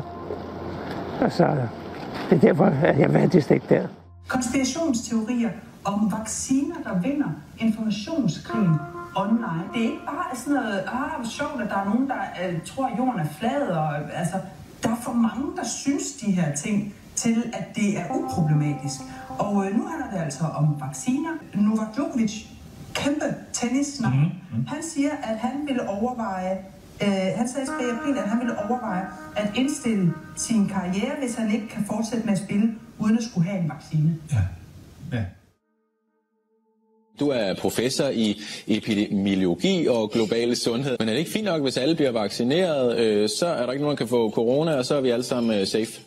Så gør vi jo samfundet afhængigt af at have en vaccine, og muligvis for evigt. Det er jo, ikke uden risici at tage en ny vaccine. De her vacciner er udviklet hurtigt. Vi ved ikke noget om deres langtidsbivirkninger, og de er heller ikke undersøgt for deres effekter på det generelle immunforsvar osv. Hvis vi ser på den samlede folkesundhed, er det så, at vi investerer alt, hvad vi kan i at vaccinere alle mod en sygdom, som de ikke bliver, eller som siger, så mange overhovedet ikke bliver syge af. Du er bekymret for, at der er bivirkninger ved det her, som vi først finder ud af om et år eller to. Og hvad kunne det være for bivirkninger? Den ene af den her form for bivirkninger, som for eksempel så med svineinfluenzaen og Pandemrix-vaccinen. Der så vi jo, at på den lange bane, så kom der nogle langtidsbivirkninger ud af Pandemrix-vaccinen i form af narkolepsi, som er en sjælden, men alvorlig og invaliderende neurologisk lidelse. Vi har fået et narrativ, hvor det ligesom bliver taget som en selvfølge, at alle skal vaccineres, og hvor det også næsten bliver betragtet som en smule asocialt, hvis man siger, at det har jeg egentlig ikke lyst til. Det er en diskussion, som jeg ikke synes, der er så meget plads til, som den måske burde have. Hvem synes du har skabt det narrativ? Det er svært at svare for. Frygten fordi den måde, tingene kan blive opfattet på, den må aldrig nogensinde få os selv til at censurere os selv, fordi så er vi tabt for alvor. Altså hvis vi først begynder at komme med et meget ensidigt billede af vacciner til folk og censurere alt det, der måtte være en lille smule ubekvemt, og som vi ikke tør sige, fordi det kan blive misforstået, så er vi tabt. Du har i mere end 20 år forsket i arbejdet med vacciner. Kan jeg spørge dig, er der grund til at være bekymret? Det synes jeg, der er. Jeg tror, det er sådan, når man forsker i vacciner, og jo mere man ved om vacciner, jo mere så finder man egentlig ud af, hvor lidt vi stadigvæk ved om vacciner. Jeg tilhører en af skeptikerne. Jeg er egentlig overrasket over, at der kun er 10% i Danmark, der er skeptiske. Altså, jeg skal heller ikke have nogen vaccine lige nu og her. Coronakrisen har givet os en helt ny type af vacciner. mRNA-vacciner. De normale vacciner, de er det, vi kalder levende svækkede mikroorganismer. Men den nye vaccine, den adskiller sig helt og aldeles fra det, vi kender fra tidligere, fordi det er det, vi kalder en DNA-vaccine. One final way that's new and is promising is called the RNA vaccine. With RNA and DNA, you put instructions in the code. We just don't know the long-term side effects of basically modifying people's the DNA and RNA. Så det, der sker, når man bliver vaccineret, det er, at den her adenovirus, som bliver vaccineret sat ind i musklen, lægger sig mellem muskelcellerne. Men så på et eller andet tidspunkt, så vil den bore sig vej ind igennem muskelcellen og helt ind i cellekernen, og der vil den gå ind i cellekernen til vores eget arvemateriale, DNA, og aflevere det her lille stykke. Men kan det være skadeligt, eller hvad? Det er der ikke nogen, der ved sådan set, fordi der er jo ikke afprøvet noget omkring det igennem længere tid. Jeg tror, der er mange mennesker, der føler, at de ikke helt kan overskue, hvordan vi sådan trygt kommer videre herfra. Nej, altså de fleste står famlende over for det, og det gør politikerne tydeligvis også. Og WHO er jo ikke et hak bedre. Det, der er farligt med WHO, det er, at der er interesser indblandet. Altså look for the money, det kan man altid gå efter. Interesser lyver aldrig. De havde ansvarsfraskrevet sig for eventuelle bivirkninger. Okay. Og politikerne var så gået ind og sagt, ja, vi må bare have den vaccine. Kom med den. Vi skal nok tage ansvaret for eventuelle bivirkninger. Vi må vide, er der nogle bivirkninger? Og jeg må nok sige, hvis en vaccineproducent ikke selv vil tage ansvaret for de bivirkninger, den måtte have, så skal jeg ikke have den. Hvis du for eksempel går på en restaurant, så ved tjeneren eller kokken, hvilke ingredienser der er i dagens menu, og kan vidt og bredt fortælle dig om dette. Men ofte, hvis du spørger din læge, hvilke ingredienser den enkelte vaccine indeholder, så kender de ikke listen, og ej heller listen over mulige bivirkninger. Det burde være medicin ABC at kunne denne info. I Danmark bliver vores vacciner leveret af Statens Serum Institut, som i 2017 blev solgt til Saudi-Arabien, et ren røverkøb eller tilbudspris til bare 15 millioner danske kroner. Køberen var et saudiarabisk familiedynasti, som har doneret til det muslimske broderskab, fortaler af sharia, og har medarbejdere, der tidligere har opfordret til boykot af Danmark. Statens Serum Institut er ansvarlig for køb og levering af vacciner til de danske vaccineprogrammer, herunder børnevacciner, beredskab til pandemier og andre nødvendige beredskabsforsyninger. Rekordmange smittede plejehjemsbeboere døde i sidste uge.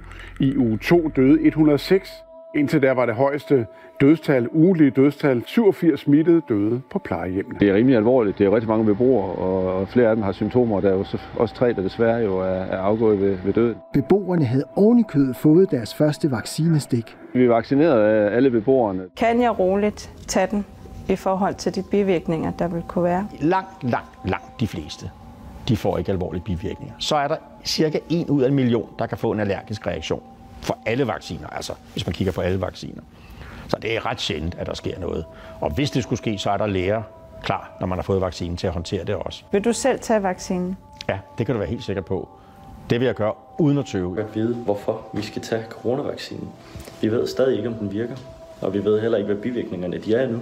Det eneste, vi ved, det var, at WHO blev nødt til at nødgodkende den, på grund af, at de simpelthen ikke havde tid til at teste den igennem. Det er rigtigt, at den bliver godkendt på rekordtid, men det betyder faktisk ikke, at den ikke er velundersøgt. Den er undersøgt i nogle meget, meget store studier med 30.000 og den anden omkring 20.000 mennesker, der har deltaget, og den er fundet effektiv og sikker. Normalt tager mange måneder at komme igennem. Det fik man fremskyndet, fordi det her det var super vigtigt, men det betyder ikke, at vaccinen er hastet igennem. Så de her vacciner er jo endnu ikke fuldt i flere år. Og derfor skal man netop fortsætte med den adfærd, man har. Så det er altså ikke sådan 1. januar, bum, så er det hele overstået. Det er et langt sejt træk.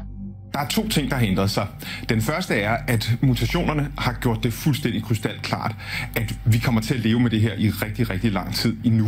Det er ikke sådan, at vi bare lige skal have det overstået. Det fortsætter i lang tid. Og vaccinerne vil gøre det bedre, og de vil sikkert reducere dødelighed, men de vil ikke forsvinde. Vaccinen der er ingen tvivl om, det bliver kæmpe stort supplement og boost til vores epidemikontrol. Det har vi en forventning om, at selvfølgelig skal vi se data. Men samtidig så er det også vigtigt for os at sige, at det ikke er sådan, at vaccinen fjerner alt. Så vi kommer til at fastholde vores anbefaling om at holde afstand, vise hensyn, spritte hænder, bruge mundbind. Og det kommer vi også til som udgangspunkt at sige til dem, der er vaccineret. Det kommer ikke til at være sådan, at man går ud af vaccinationsklinikken, og så har man fået fri pas til at smide mundbindet og lade være med at holde afstand osv. Vi skal vaccinere den danske befolkning.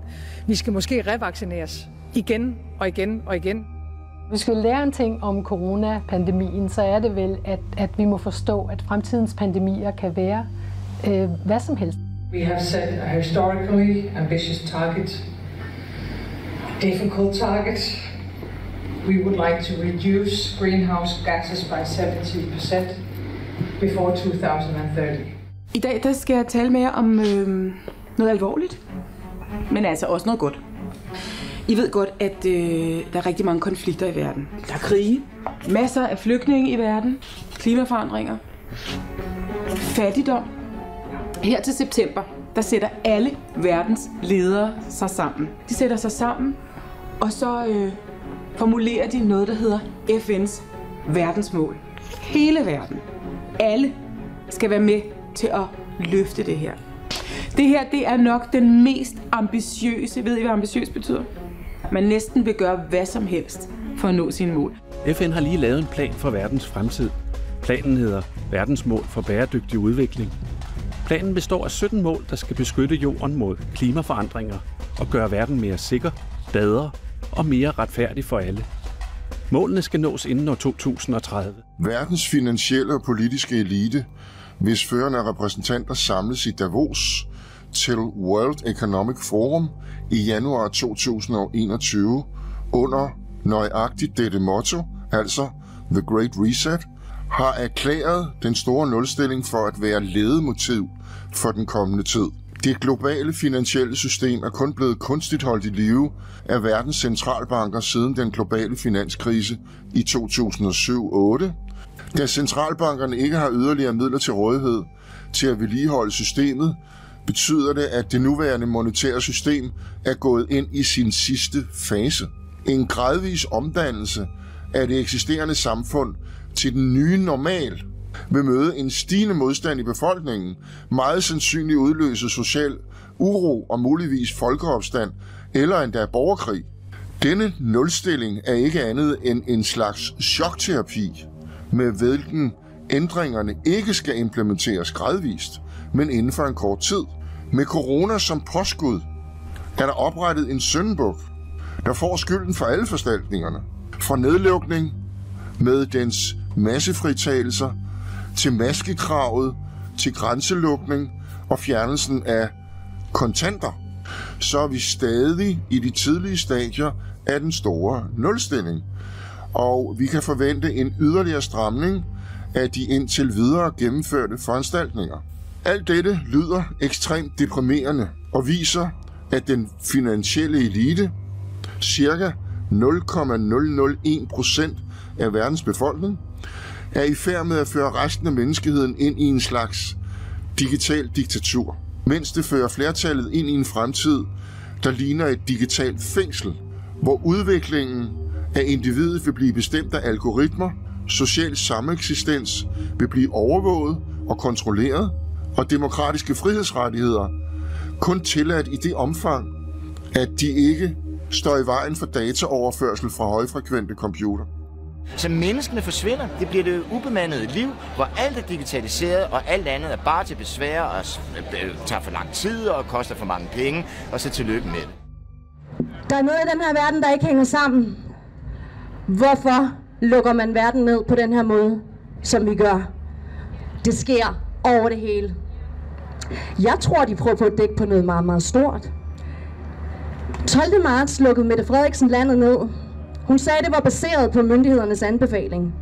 Det senere hen blev afsløret, at det var baseret på en stor løgn. Under et klimatopmøde i Rio i 1992 vedtog Danmark sammen med 178 nationer en plan, der hedder Agenda 21.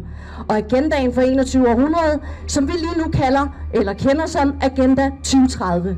Et dække af, at de vil redde planeten med en mere bæredygtig udvikling. FN Agenda 21 og de 17 verdensmål er smukke ord. De deler de smukke ord med at afskaffe fattigdom, sult og afskaffe ulighed her på jorden. Skal vi kigge på nogle af de her konsekvenser? Ejendomsret. En gradvis afskaffelse af den private ejendomsret. Enfamiliesboliger betragtes ikke bæredygtige. Det eneste du ejer i fremtiden vil være det tøj, du har på. Nummer 2. Bolig.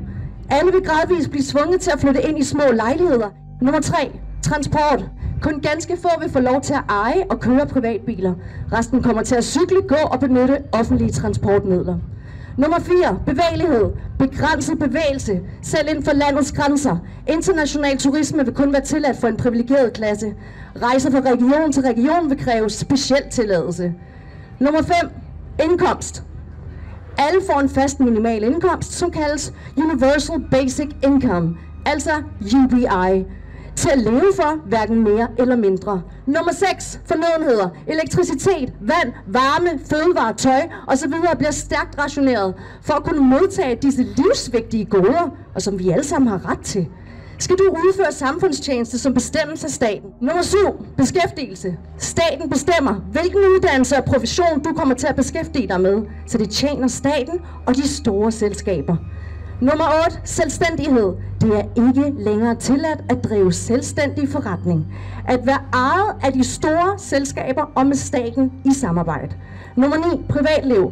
Alt hvad du foretager dig vil blive sporet, evalueret og samlet løbende i en digital karakterbog, så staten hele tiden kan følge med i, hvor værdifuld du er for fællesskabet.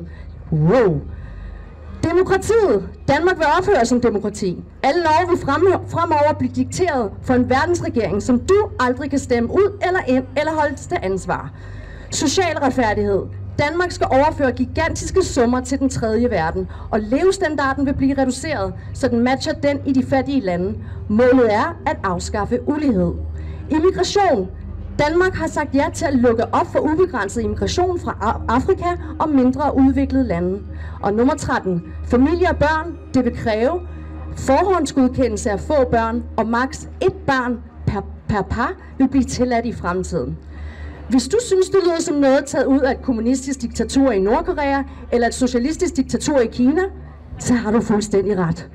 Grøn omstilling, som vi kender som Agenda 21, handler ikke om at skabe en slags det handler nemlig om at skabe en slags high-tech Nordkorea i hele verden. Hvis du tror, det er en røverhistorie, så er det fordi, du ikke har nærlæst FN's egen dokumenter, Agenda 21, den såkaldte bæredygtige udvikling. Du har som de fleste kun hørt alle de smukke ord om at afskaffe sult, fattigdom og ulighed. Vores regering, som har underskrevet den her såkaldte klimaaftale, har skrevet under på den her aftale, som medfølger en demokratisk agenda for den menneskelige rejse. Det beskrives som en fuldstændig ende på demokratiet. Det værste er, at os borgere, der finansierer det her, det er os, der finansierer det med skatten og med de grønne afgifter. Bæredygtig udvikling og grøn omstilling har intet at gøre med at redde planeten eller at afskaffe fattigdom. Tværtimod betyder grøn omstilling, at hele den vestlige verden skal være på lige fod med den tredje verden. Investering i grøn omstilling betyder i virkeligheden, at vi skal overføre en stor del af vores ressourcer og velstand til den tredje verden. Pressen, der skulle være demokratiets vagthund, holder ikke med os. Folket, nej, de holder med dem, der lyver. Globalisterne, eliten, de kyniske, skrupelløse psykopater, hvis magtbegær og grådighed er grænseløs. For vagthunden har for længst fået sprøjten, og pressen er bestukket og styret og redigeret af dem. Og derfor er miljødebatten i dag helt og aldeles afløst af klimadebatten. Man stemples som klimabenægter, hvis man spørger ind til, hvad der måtte fik den is, der engang dækkede hele Nordeuropa til at smelte. Hvorfor er det tabu? Hvorfor efterforsker man heller ikke magtens lyssky loger og hemmelige foreninger, som præsident Kennedy advarede om få måneder inden han blev skudt? Frygter den samlede pressemonstro at blive ramt af en magisk kugle, hvis de begynder at granske i disse mystiske seancer med middelalderlige okkulte ritualer? Dem, som eliten blandt politikere dyrker sammen med repræsentanter fra Hollywood, kirke og kongehus. Hvorfor undrer sig ingen over, at Bill Gates øjne stråler, når han taler om denne dødbringende pandemi? Han, der i årevis har talt om befolkningsreduktion, vil paradoksalt nok gerne opfinde en vaccine, der skal redde os alle sammen. Vi skal ikke lade os udplyndre og kontrollere, udnytte, jage og bedrage. Børnene skal ikke vokse op i angst. De gamle skal ikke sidde i ensomme, og de unge skal have lov til at springe ud i foråret og kysse. Husk på, i dit korte liv er hver time dyr. Så vågn op. Se, hør, sig fra, gør modstand, kæmp, stil spørgsmål, kræv svar. Spred oplysning på nettet. Skriv til politikerne og chefredaktørerne. Informer familie og venner.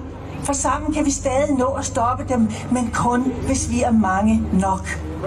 Skriftlig eller ved andet læsbart medie afgiver urigtig erklæring eller bevidner noget, som den pågældende ikke har viden om, efter straffelovens paragraf 163 straffes med bøde eller fængsel. Hvor disse ytringer drejer sig om corona, kan straffen ifølge forslaget stige til det dobbelte. Vi lever nu i et diktatur.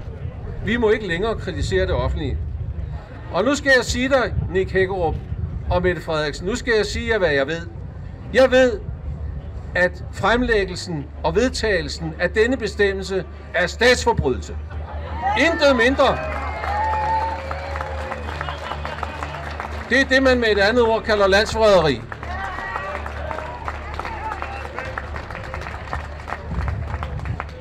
Jeg vil altså i princippet kunne straffes for de ting, jeg har sagt her, hvis det bliver gengivet på tryk, og det gør det. Alt, hvad jeg har sagt her i dag, kan betegnes som kendsgerninger, der er offentligt tilgængelige, og som har været gengivet i vores medier.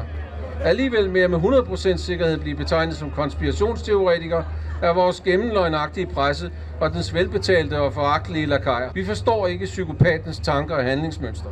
Vi vil ikke tro på det. Det er simpelthen for angstprovokerende. Men det er på tide, at vi vågner op til virkeligheden. Verden er ledet af skrupelløse psykopater og slattende opportunistiske medløbere. Det har aldrig været tydeligere.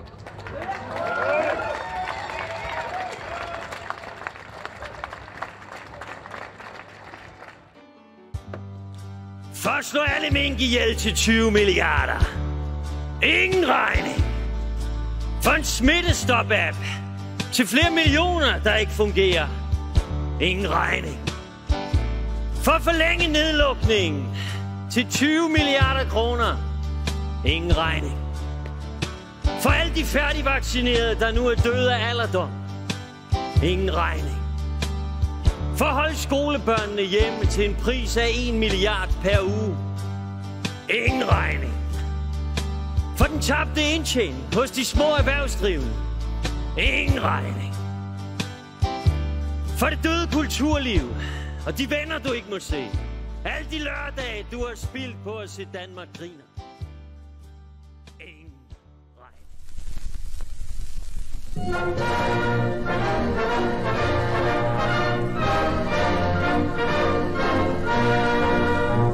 En vinter lang og mørk og hård, på 5 forbandede år, har knuget landet i sin far, med kul og sult og tar. Og der gik slid på skoven, skår på skår, og der gik grøden, skal vi slage træer. På til modstand, alle mennesker vi, under Danmark fri. Med tvang og terror gik de år, men nu går vinteren mod vår. Det samler sammen til en sø, hvor vinter og vold skal dø. På trods af mord og brand og fængsel er en folkelige voksne og frem. Hvor til modstand, alle mennesker vi, under Danmark fri. En storm, en skyllende april, en sidste 9. april. En storm, der renser landet ud, med ophør og skarpe lyd. Tag alle vissen grønne væk, og lad os se det friske grønne land igen. Hvor til modstand, alle mennesker